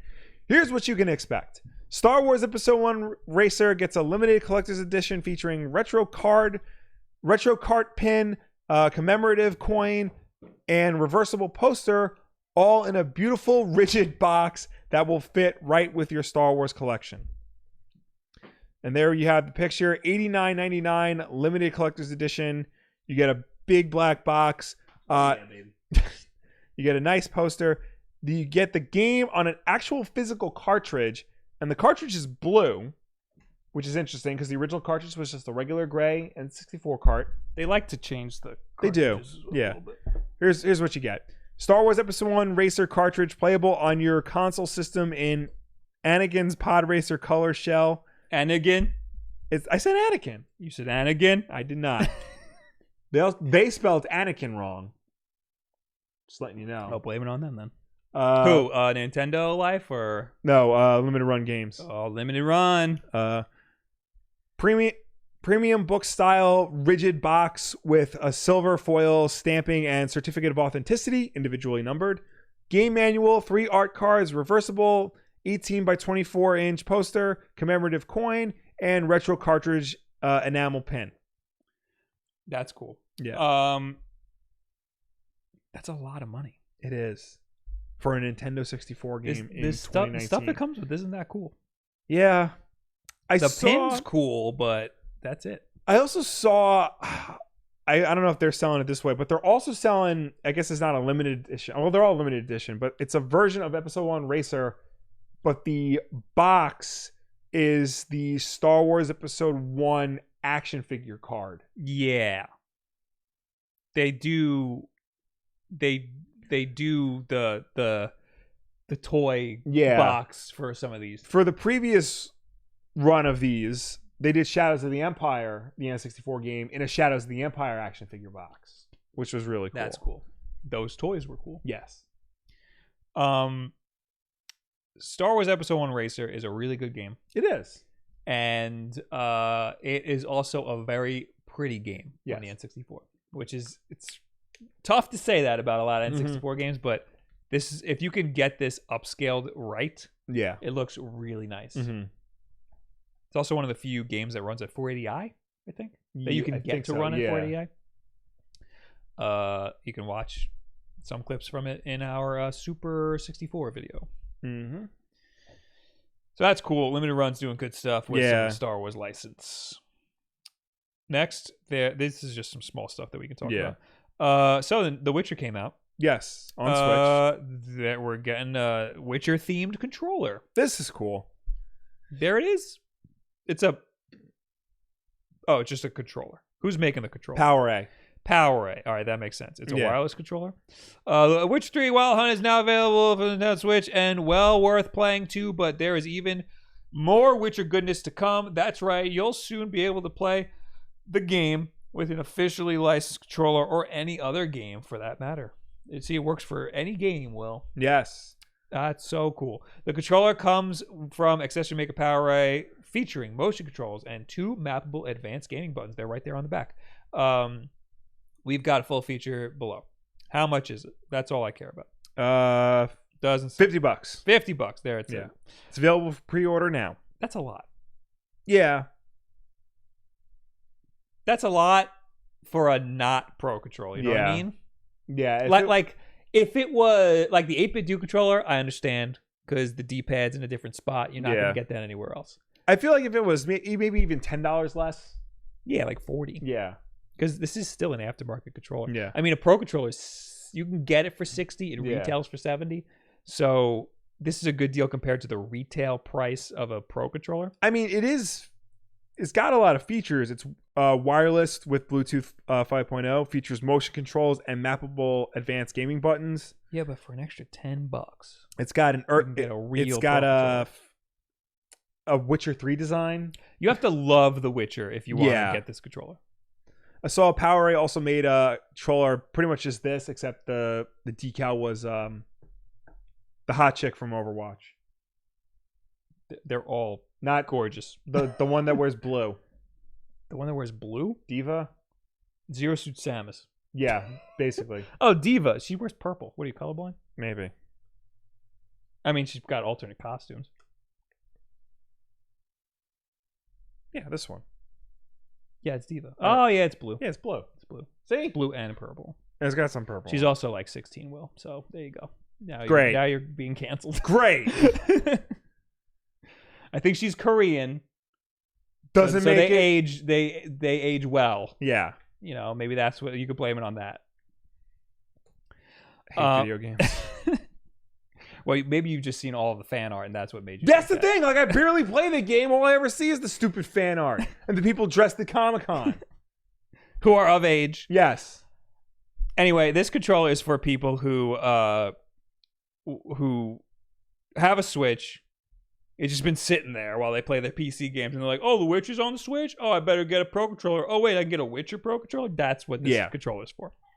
So, yeah. I would say just get a Pro controller. Yeah. It's not worth it. One last thing here. That's just another like little aside. Yeah. Sonic's in Super Monkey Ball. That's cool. I didn't even realize Super Monkey Ball was a Sega thing. Really?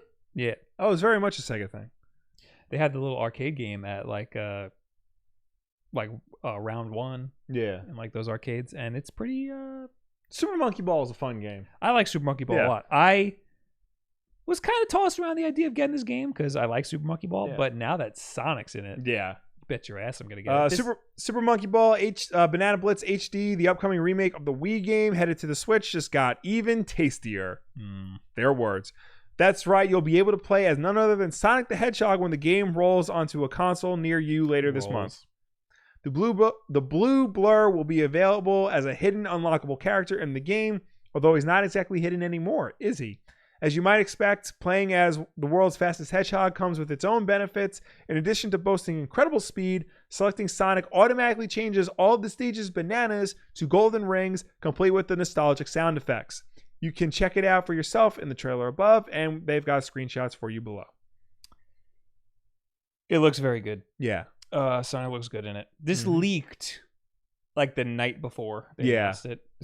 Sega tweeted it out and then deleted the tweet. Banana Blitz was actually a launch title for the Wii, and I remember because the big thing was you use the Wiimote to move around and stuff, and it worked, but it wouldn't work as good as a regular controller. This game does not use motion control at all, the HD remake, so it's all controller based movement. They won't even have it as an option. Correct. Oh, that's dumb. But everyone's saying it plays so much better without it. Yeah, I'd imagine it plays better with it. But they should still have the option. I'm sure that they'll patch that in. It seems like a lazy thing. Yeah. Because it's for Xbox and PS4 also. True. So they just wanted to unify it. Well, PS4 has a motion control in the DualShock. That's probably what it is? They probably feel like if we put it in the Switch, we have to put it in the PS4. And I don't want to put it in the PS4. Yeah. But that is cool. That is cool. Octavio Veltrini with 5 ruples. Hey there, Bob. Do you think Zelda Breath of the Wild 2 will have special editions too? If so, what do you think they might contain? Oh, it'll definitely have special editions. Was there a special edition of the first one? Yeah, they didn't come with a cloth map or something? Now I gotta Google. I don't remember that. Wild Special Edition. Oh yeah, it did. Yeah. Oh yeah, it came with a case.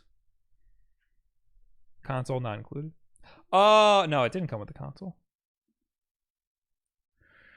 Special edition for Nintendo Switch. $100. Oh yeah, it came with a Switch case that was the Sheikah slate. Yeah. It came with a vinyl. No, it's a CD. It's a regular CD. Okay. Came with a coin. And the map you're talking about. So imagine something similar to that. When Skyrim came out, it came with a map in it. Yeah. And all my friends were really excited about it. And I remember, was it Skyrim or Red Dead? I think it was Skyrim. Mm-hmm.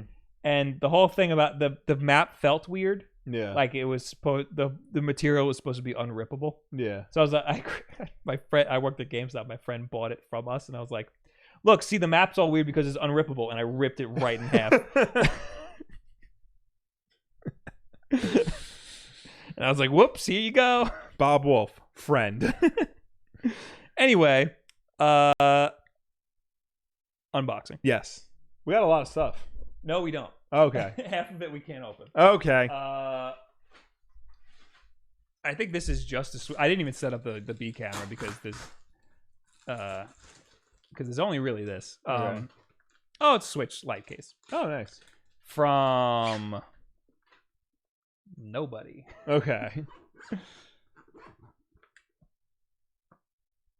It's got a 1-year warranty. Oh, that's nice. Rayvol. With premium YKK zippers. I mean, those are some premium zippers right there. I do want to do a video on Switch light cases, so that's why I'm kind of getting a bunch of Switch light cases. Yeah. Oh, it's got a cool little hand strap. Oh, I like it when they come with those. This is just for aesthetics. These things. You go. Put my Switch light in there. Well, why don't you? And while you do that, let me see the price. It's got 2 flaps for games.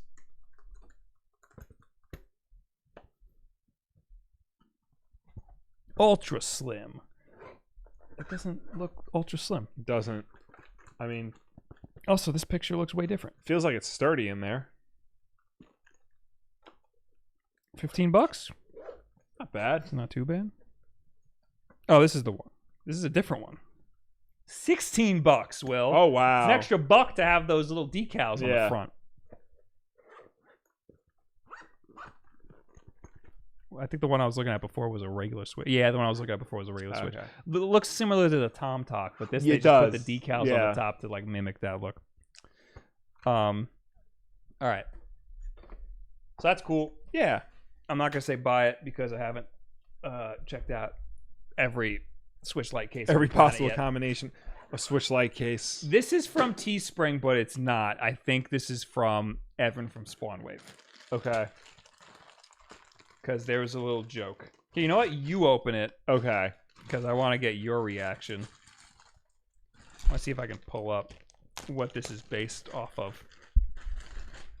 And I would like you to read it to the class, Will. It is a tweet on a t-shirt. On a t-shirt. At Bob Wulff. I didn't even like video games until RGT pulled his dick out. Now I can't get enough of the stuff. Did you actually tweet this? Yeah.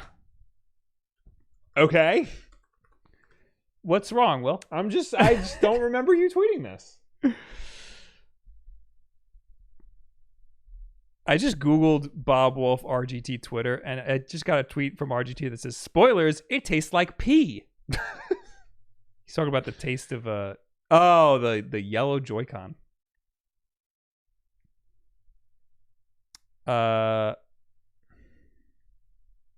I'm gonna have to do a lot of digging for this. Explain this. I gotta. There's a backstory. I'd imagine there would be. I'm getting there. There was something about RGT pulling his dick out. All right. Okay. Oh, okay. So Kotaku tweeted.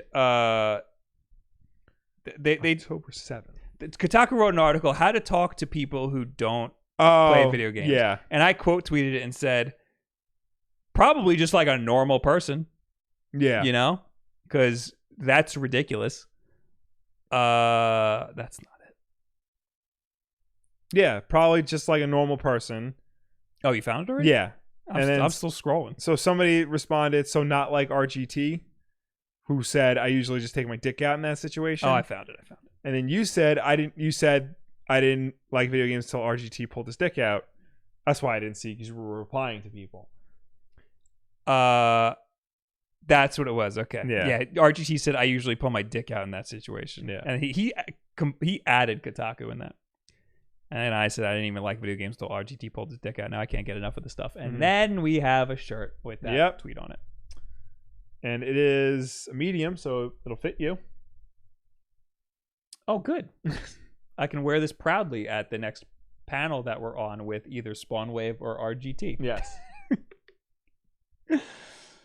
Thanks, man. I really needed this in my life. And you can get your own. I don't know if it's actually for sale, but if you do, all the proceeds go to my legal fees where I'm going to sue Evan from Spawnwave. Yeah. So thanks for that. But that's not the tweet of the week. No. We have another tweet of the week. Tweet of the week! Tweet of the week! Tweet of the week! This one is from Dry 45 Music. My girlfriend just added uncooked pasta to cold water and then turned on the stove. And when I said that she should boil the water before adding pasta, she said, literally all men are the same. I thought that was a fun little goof. That is a fun little goof. All right. Now is when we talk to you people. Yes! As always, you can reach us on Twitter using the hashtag WolfDenLive. If you left a comment on last week's WolfDen Live, then this is the part of the show where we will finally answer you. And of course, ladies and gentlemen watching us at home, please start leaving your questions and comments because we will get to them when we are done with everybody else. We also got some super chats. Mecha Dragon with $5. Have one of you guys ever been sick or didn't feel like doing the podcast one day, leaving the other to do it himself? Really early on, I did one where I was very sick. Yeah, I remember Actually, that. I think it was just an episode. I wore a mask. No, you were sick during a podcast, and I wore a mask. Oh. I don't think... Oh, you had your freaking gallbladder taken out. Yes. That we just had guests on it. Yeah, I mean, there's never really been a situation where like one of us had to pull out at like the last minute. There's gonna be a situation when I go to Japan. Yeah, that's gonna be a situation. That's gonna be a situation. That we gotta figure I'm out. at. You're only gone for like one Wednesday, right? One Wednesday. All right. I'm gonna have to just bring some guests on. Yeah, we might have to do what the Spawncast does and just do it through Google Hangouts. Yeah. But better because we're the Wulff. You'd have to host it because I don't know what the hell my internet situation is gonna be. Also, it'd be like 4 a.m. when you do it, wouldn't it? Time in Tokyo. It's only 10:47 a.m. Okay. So when we start, it'll be 9 a.m. Okay. Listen, man, it's not too bad. I mean, that's early for me. It's early for you, yeah. But I'm gonna be going with Dad, so he's gonna be up at freaking like 3 in the morning doing jumping jacks or whatever those people do. So yeah, we'll figure that out. Yeah. And then he also said, Mecha Dragon also said, with $5. Also, Will, in case you didn't see my tweet the other day, is the Joker movie basically canon now for Joker's origin? I did see your tweet the other day, but you also said you were saving it for Wulff Den Live, so that's why I didn't answer you right away. No, the Joker's origin in the movie is not the canonical origin for the Joker in the comic book continuity, nor any other form of continuity. They'll probably reference it, but it is not the official Joker origin. The official origin of the Joker was, and always will be, he was a criminal known as the Red Hood. He fell into a vat of chemicals and he became the Joker. That's it. Nothing. Anything else is just speculation. I feel like there's going to be comics that will reference that movie.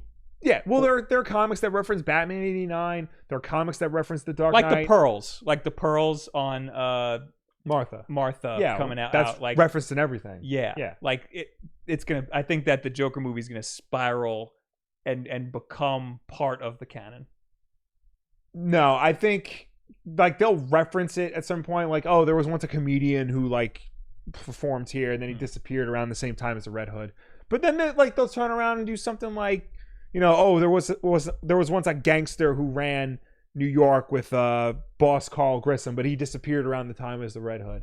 Things like that. Like they'll work in but it will never be official. Well, when things happen in the movies, the friggin' comics try to like line up sometimes. Absolutely. Yeah. But the Joker throughout everything has been fairly consistent in that, they may reference something that happened in the movie, but the movie doesn't inform his origin. Right.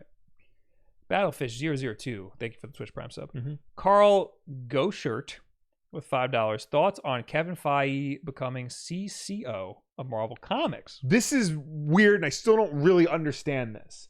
So apparently Kevin Feige was made chief creative officer of all of Marvel. Movies, television, and comics. Okay. Which is weird because Marvel Television and Marvel Comics is technically a separate division from Marvel Films. So now he oversees like the creative aspect of everything. Which must be very difficult. It must be very difficult. I don't know how this is going to work. I don't know exactly like what control he has or like what he's going to do. I think it's a really cool idea to unify everything. Right. Not so much the comics, but the TV and the movie. The movie should definitely be unified. Absolutely, I agree with you there. It would be cool to have the comics influence the movies more, or the shows more, or because like the comics will try to like alter themselves to fit the movies. Right. I think this will be like a better way to like have it both ways. I just don't see how he could possibly do that. Yeah, I remember because the thing is, because right now Marvel Comics is based in New York. And it has been and always has been based in New York. Whereas Marvel Films, Kevin Feige, is based in California. So there's going to be a lot of cross-coastal communication, which is very difficult, no matter what business you're in. Also, a few years ago, DC tried to consolidate their comics and their films under one roof. So they moved the entire comics division from New York all the way over to California. It was a lengthy 2-month process. It was very expensive. They only really put out like a handful of books at the time, the Convergence event. Like none of the main titles were being put out. And it was a financial and creative disaster. Like DC lost a lot of money doing it. A lot of employees didn't make the jump from the coast to coast. It wound up not work. The whole idea was like to have movies and comics under one roof. And this was the era of the Zack Snyder films, the Suicide Squad. So that went real well. It didn't work the way they thought it would. And the comic sales took a nosedive because of it. So I hope they don't wind up doing that, because that could just lead to bad things over at Marvel. So yeah, I don't know. I hope is that this is better for the comic book division, because the movies don't really need any more help. Mm-hmm. Like they've proven themselves. The comics need all the help they can get, because Avengers made like what $2.5 billion at the box office, and maybe like a 100th of the people who saw it went to the comic book store. On paper, the comic book division probably doesn't look like it's worth having, right? But it's what influences everything else. Mm-hmm. So it'd be really dumb to get rid of it entirely, So they could make more money out of it. That's probably why they want him to oversee it. But hopefully he sees the value in it. I'm sure. Look, I mean, Kevin Feige, more than anything, like has proven himself to be a fan of this stuff. Mm-hmm. So I think like he understands the importance of it, and will try to like do the best he can for it. I just hope that it is for the best. Sam Sindelar with $2. It is Wednesday, my dudes. It sure is, Sammy. And Mecha Dragon with $2. Side note: My Little Pony FIM ended last weekend. Friendship is Magic. How long was that going on? That was a long time. We talked about that last week, I think. We did. I'm surprised it was still on the air. Decepticon said, no question here, but just wanted to let Will know that Diva is an adult, so you don't have to worry. Oh, thank God. Or you don't have to clear your browser history. Is she an adult? Friendship is Magic debuted 10 years ago. 9 years ago. I thought Diva was 16. I mean, what's her name? Overwatch has been out for a while, so she probably aged up since then. Well, anyway, we got to do the hashtag. Yeah. So let's get back on track here. You pull that up while I figure out how old Diva is. Okay. Little Skeet. Sup, my Brohamid Ali's. What do you Diva is Hana Song, a 19-year-old former professional gamer. Congratulations, Will. All right, that's better. She was ranked number 1 in StarCraft 2 player in the world at age 16. That's where I got that from. And she is Korean. Okay. So at least I got her race correct. What do you guys think about disc rot issues for collectors? Do you think this is a reason for digital purchases over disc games? Personally, I think we should go back to cartridges like the Switch for all consoles. It's something that like we should be aware of, but like nobody's really doing anything about it. I don't think I haven't experienced disc rot yet. I'm not really concerned with I know that like a lot of these physical games are getting old and crappy and might not work that great. That's why emulation is so much easier. Yeah. But I want the physical one just to have it collected, but an emulator is just way easier to play. So, if I'm getting the hankering to play a retro game, I usually just emulate it. But I always like to have the physical just to have. Yeah. So, honestly, I almost never play the physical games that I have. Honestly, well, like in terms of like disc-based games versus cartridge-based games, a cartridge is easy to fix. Mm-hmm. If a disc has disc rot, you're done. So, if there was a way to easily like back up your disc-based games, like rip them to your computer and stuff. That's why game preservation is important. Yes. For situations like that. Because games will just get lost to time. Yeah. Jordan Rand says, hey, Will, in a past comment, I said that you inspired me to purchase White Knight, my first comic. It was effing awesome. I dusted off your video on Venom Comics and got collection 1 of Rick Remender's run. And why have I never heard of Jack-O-Lantern? Hashtag Will was right. Always use the hashtag Will was right.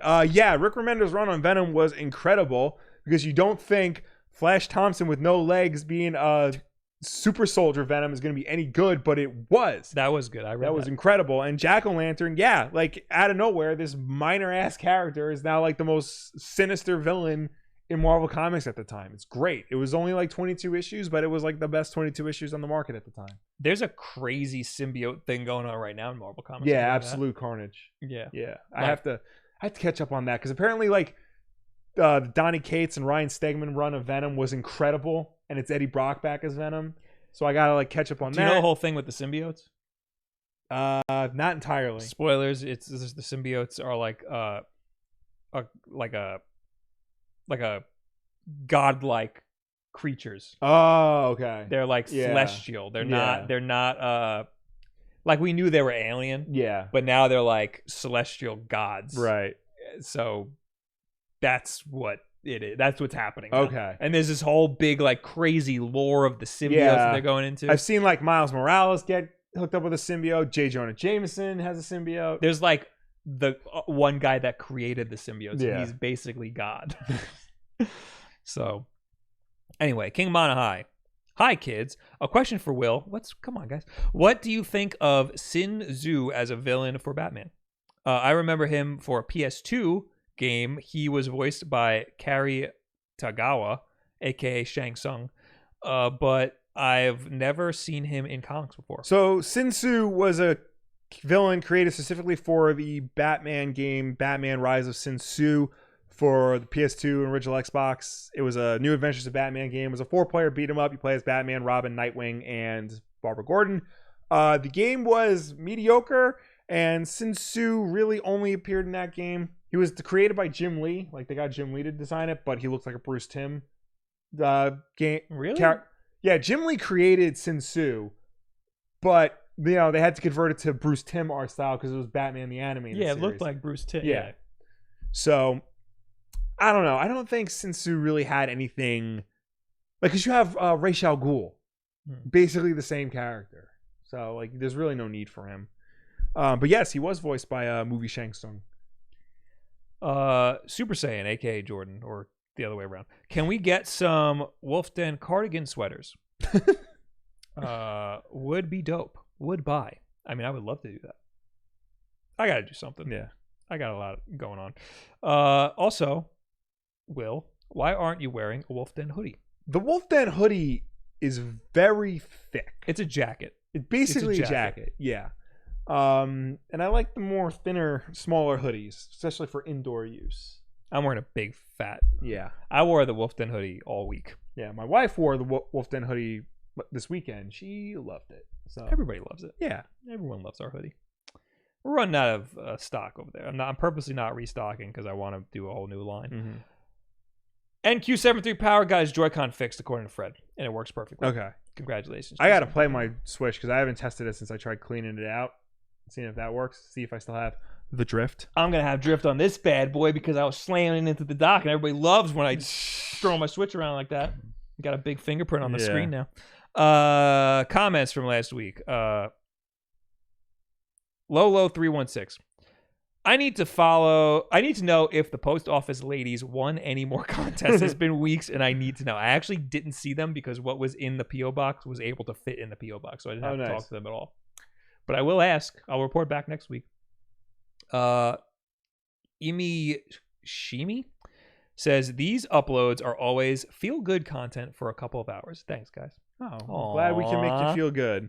But we yell a lot. We do. Anthony, watch this one and the Surf Fetched one, and it feels like you guys do zero research. I love how Fred always puts a good one next to a bad one. Just to remind us how we do zero research. Yeah. No, Fred does it on purpose so we feel good about ourselves and then get slammed down. You guys do zero research before speaking about the new Pokemon games / updates. I think an extra 5 minutes of Googling information or watching updated trailers would make you two seem more coherent with the game. Listen, if you want highly researched takes on gaming, you could watch. IGN has a great podcast. GameSpot, Giant Bomb. Yes, and that they do that for their full-time job. Yes. They will research all day before doing the podcast. Yes. We grab stories, sometimes from these people, and just give you our opinion on it. So if you want that, you watch this. Yeah. If you want our opinion on the gaming news, that's why you watch us. Listen, when I'm listening to podcasts, I want the news to be distilled for me. I want other people to be able to call out, stuff from certain companies. And that's like today what we did with Analogue. Yeah. Anybody can read you a press release, but we got into the nitty gritty of it and what could be bad and what our concerns are and our and stuff like excitement that. for it. Yeah. Also, too, like I've listened to plenty of professional podcasts. Like when I'm driving, I'll be sitting there going, "That's wrong. Yeah, that's wrong. Please correct yourself. I know the correct answer. The correct answer is this. I know you can't hear me." So, and we are very much not Pokemon people. If you want that, listen to Directly to You. Yeah. YouTube.com/directly to you. Burr It's Cold says these starters are gonna turn into some weird humanoid Pokemon, and it's gonna be stupid. I was thinking of this when we were talking about Pokemon earlier in this very podcast. What if the starters don't have an evolution? Like they just remain. That would be crazy. Yeah. Imagine. People would be pissed. The game comes out in a month and we haven't seen any more. We haven't seen a whole lot of Pokemon, let alone what the starters evolve into. So we could be looking at like the first generation where the starter Pokemon don't evolve. I think the designer let the cat out of the bag that there's evolutions. Okay, so once again, I don't do my research and I'm wrong. Yeah, you should do more research, Will. Well, we talked about this last week. Yeah. Sam Sindelar in the chat says, "F you, Bob, for that abuse to your Switch Lite. I'm gonna call Nintendo domestic abuse, please." This Switch Lite right here, the one I have my thumb directly on the screen for. We got $5 from Jonathan Boucher. Hey, Will. Used to hit my local comic shop every Wednesday. You should not do violence in public. Till my local shop would only order your pull list, taking all my fun. Wait, what? Wait, what? I used to hit my local comic shop every Wednesday till my local shop would only order your pull list, taking all my fun out. Any advice? So you go to your comic shop and they already have your pull lists ready for you. I don't like that. I get it. Like, they need to order a certain amount of those comics. Yeah. So it's like pre-ordering, but there's no bonuses, and the store just straight up won't get enough comics if you don't do it. But no, the fun is looking around. I mean, you could still have a pull list and go into the back and look around and see what all the new stuff is. Like, I've done that. I don't like when stores get too chummy with you. Yeah, that's you gotta be. Well, it's different with a comic book store in a way. But yeah, it's always weird. But then you have to like break up with them when you're like, if you gotta move or you don't want comics anymore. I've ghosted so many comic book stores. It's kind of embarrassing. Well, yeah, look, just because they like pull your comics for you doesn't mean you can't, still look at all the other comics. I do that too. Just make sure that because you have a pull list, get those comics every week, because if you don't, that's money out of the pocket of the comic book store, and they don't recoup that. Yeah, those just sit there until you come and pick them up, and if you don't come and pick them up, then they have to wind up selling them, and sometimes they don't sell them because they're old comics. I saw, I think it was a tweet or something where someone was like, "This is all of the pulls nobody's picking up," and it was just this huge stack. It was like $300 worth of that. Yeah, it was hundreds of dollars. Yeah. So. Yeah, if you're not going to pick stuff up, please support your local comic book store. Go every Wednesday, buy the books you want to get, and get your pull list if you have a pull list. Or, listen, it sounds like in your case, Jonathan, just tell them you don't want a pull list anymore. Yeah. Unless there's a specific comic you don't think they're going to have. Like, when I was reading comics back in the day, Manhattan Projects was one that I was like, this you might not have enough for me. So if you want like a weird one, but if you're just reading like Spider-Man or something, you could just grab it. All right. Anything else in the chat here? Because we got to get the hell out of here. Oh, yeah, we do. Meowth says, what controller should I use for Switch for long gaming sessions docked? I play 3D games only. 2D games I play are Smash and Mario Maker. So probably a Pro Controller. Probably the Pro Controller. Yeah. Do you play Mario Maker with a thumbstick? Because you could get away with the Pro Controller. Yeah. The 8-bit Duke controller, if you play a lot of Mario Maker, the 8-bit Duke controller is still a great controller, even if you're playing 3D games. The SM30 Pro Plus. But if you play Mario Maker with a thumbstick and you're fine with it, just get the freaking Pro Controller.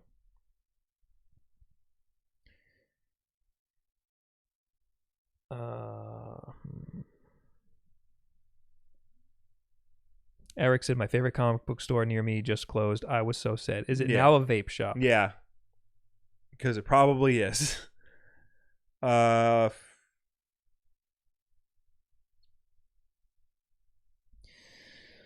just had one. Where'd it go? You're the worst. Decepticon. Will, thoughts on Alfred Pennyworth show? Dumb.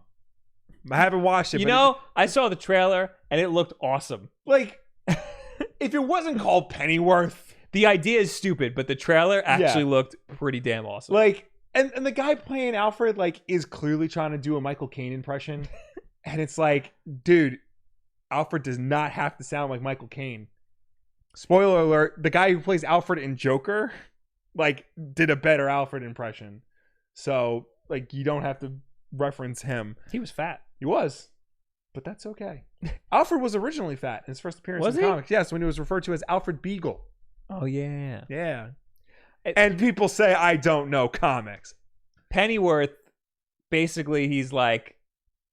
He's James Bond. Well, he's coming from it's like his father is a butler. And it's like he's got to be a butler. But he was in the war, and he's like... He's basically hired as security, but also a butler because he knows how to do butlering because his dad was a butler. So I think that's pretty cool. Yeah.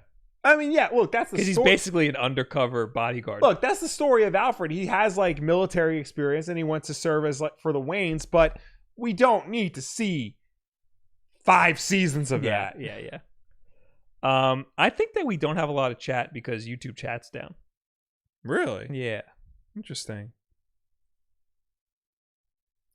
All right. Well, anyway, thank you guys for hanging out. Thank you for tuning in. Thank you for watching us. Thank you for chatting with us. As always, Wulff Den Live is every single Wednesday night at 8 p.m. Eastern right here on youtube.com/WolffDen. If you can't make the show for any reason at all, we always put it up as an archive version on Thursday for you to watch on demand whenever you want. If you prefer to listen to us rather than watch us, you can do that as well. We're also an audio podcast on Apple Podcasts, SoundCloud, Spotify, Google Play, and Stitcher. And if you listen to us on any of those platforms, please be sure to subscribe, rate, and review us because that helps us with placement on those respective stores. Also. I had to take a drink of water. Also, if you just want to watch a little bit of Wulff Den Live or maybe send a clip of it to your buddies, head on over to Wulff Den Clips where our good friend Eric Henley takes this week's episode and cuts it down into bite-sized chunks for you to watch a little bit at a time. It's Wulff Den Clips. For the highlights of Wulff Den Live. I'm mad at Eric. He didn't clip out the Joker review last week. Dude. It's too late now, Eric. It's too late. The time has passed. It's not going to do as well. You ruined everything. Also, I'm very happy. The power didn't go out. The internet didn't go out. Everything, even though YouTube chat died. Everything's great, Will. I'll be on twitch.tv/WolffDen tomorrow. I think we're playing Minecraft with the crew. Oh, boy. Also, Dan? Yes. That Cyber Channel? I think he's nominated for another streaming. Oh, nice. He can be the 3-time or the 4-time. He's got 2 streamings. He already. does. It's 2 more than us. Somebody needs to stop this man. Anyway. Yeah, go to twitch.tv/WolffDen. Turn that bell on so you know when I go live. Thank you guys for hanging out. Oh, what podcast service are we not on? We're on the main ones. If there's a podcast service that you typically use that Wulff Den Live is not on, please let us know. At me on Twitter at Will Wulff Damn specifically, and we will get to the bottom of it. That is Will Wulff Damn it. We are on Luminary, which I did not set us up for, but we're on there. Oh. Yeah, and Luminary, in case you don't know, is a premium podcast service where if you pay $8 a month, you get exclusive podcasts. Where's my check? We're not part of that. I signed us up for this thing that like puts ads on the RSS feed. Yeah. I don't know where it plays those ads, but sometimes we get a random like check for like $20. Okay. Yeah. I don't know where the ad is playing. Let me know if you hear an ad on Wulff Den Live. Anyway. But seriously, if you know of a podcast service that we're not on, hit me up on Twitter and I will get to the bottom of it and fix it. So yeah. Thanks for hanging out. Goodbye. Bye.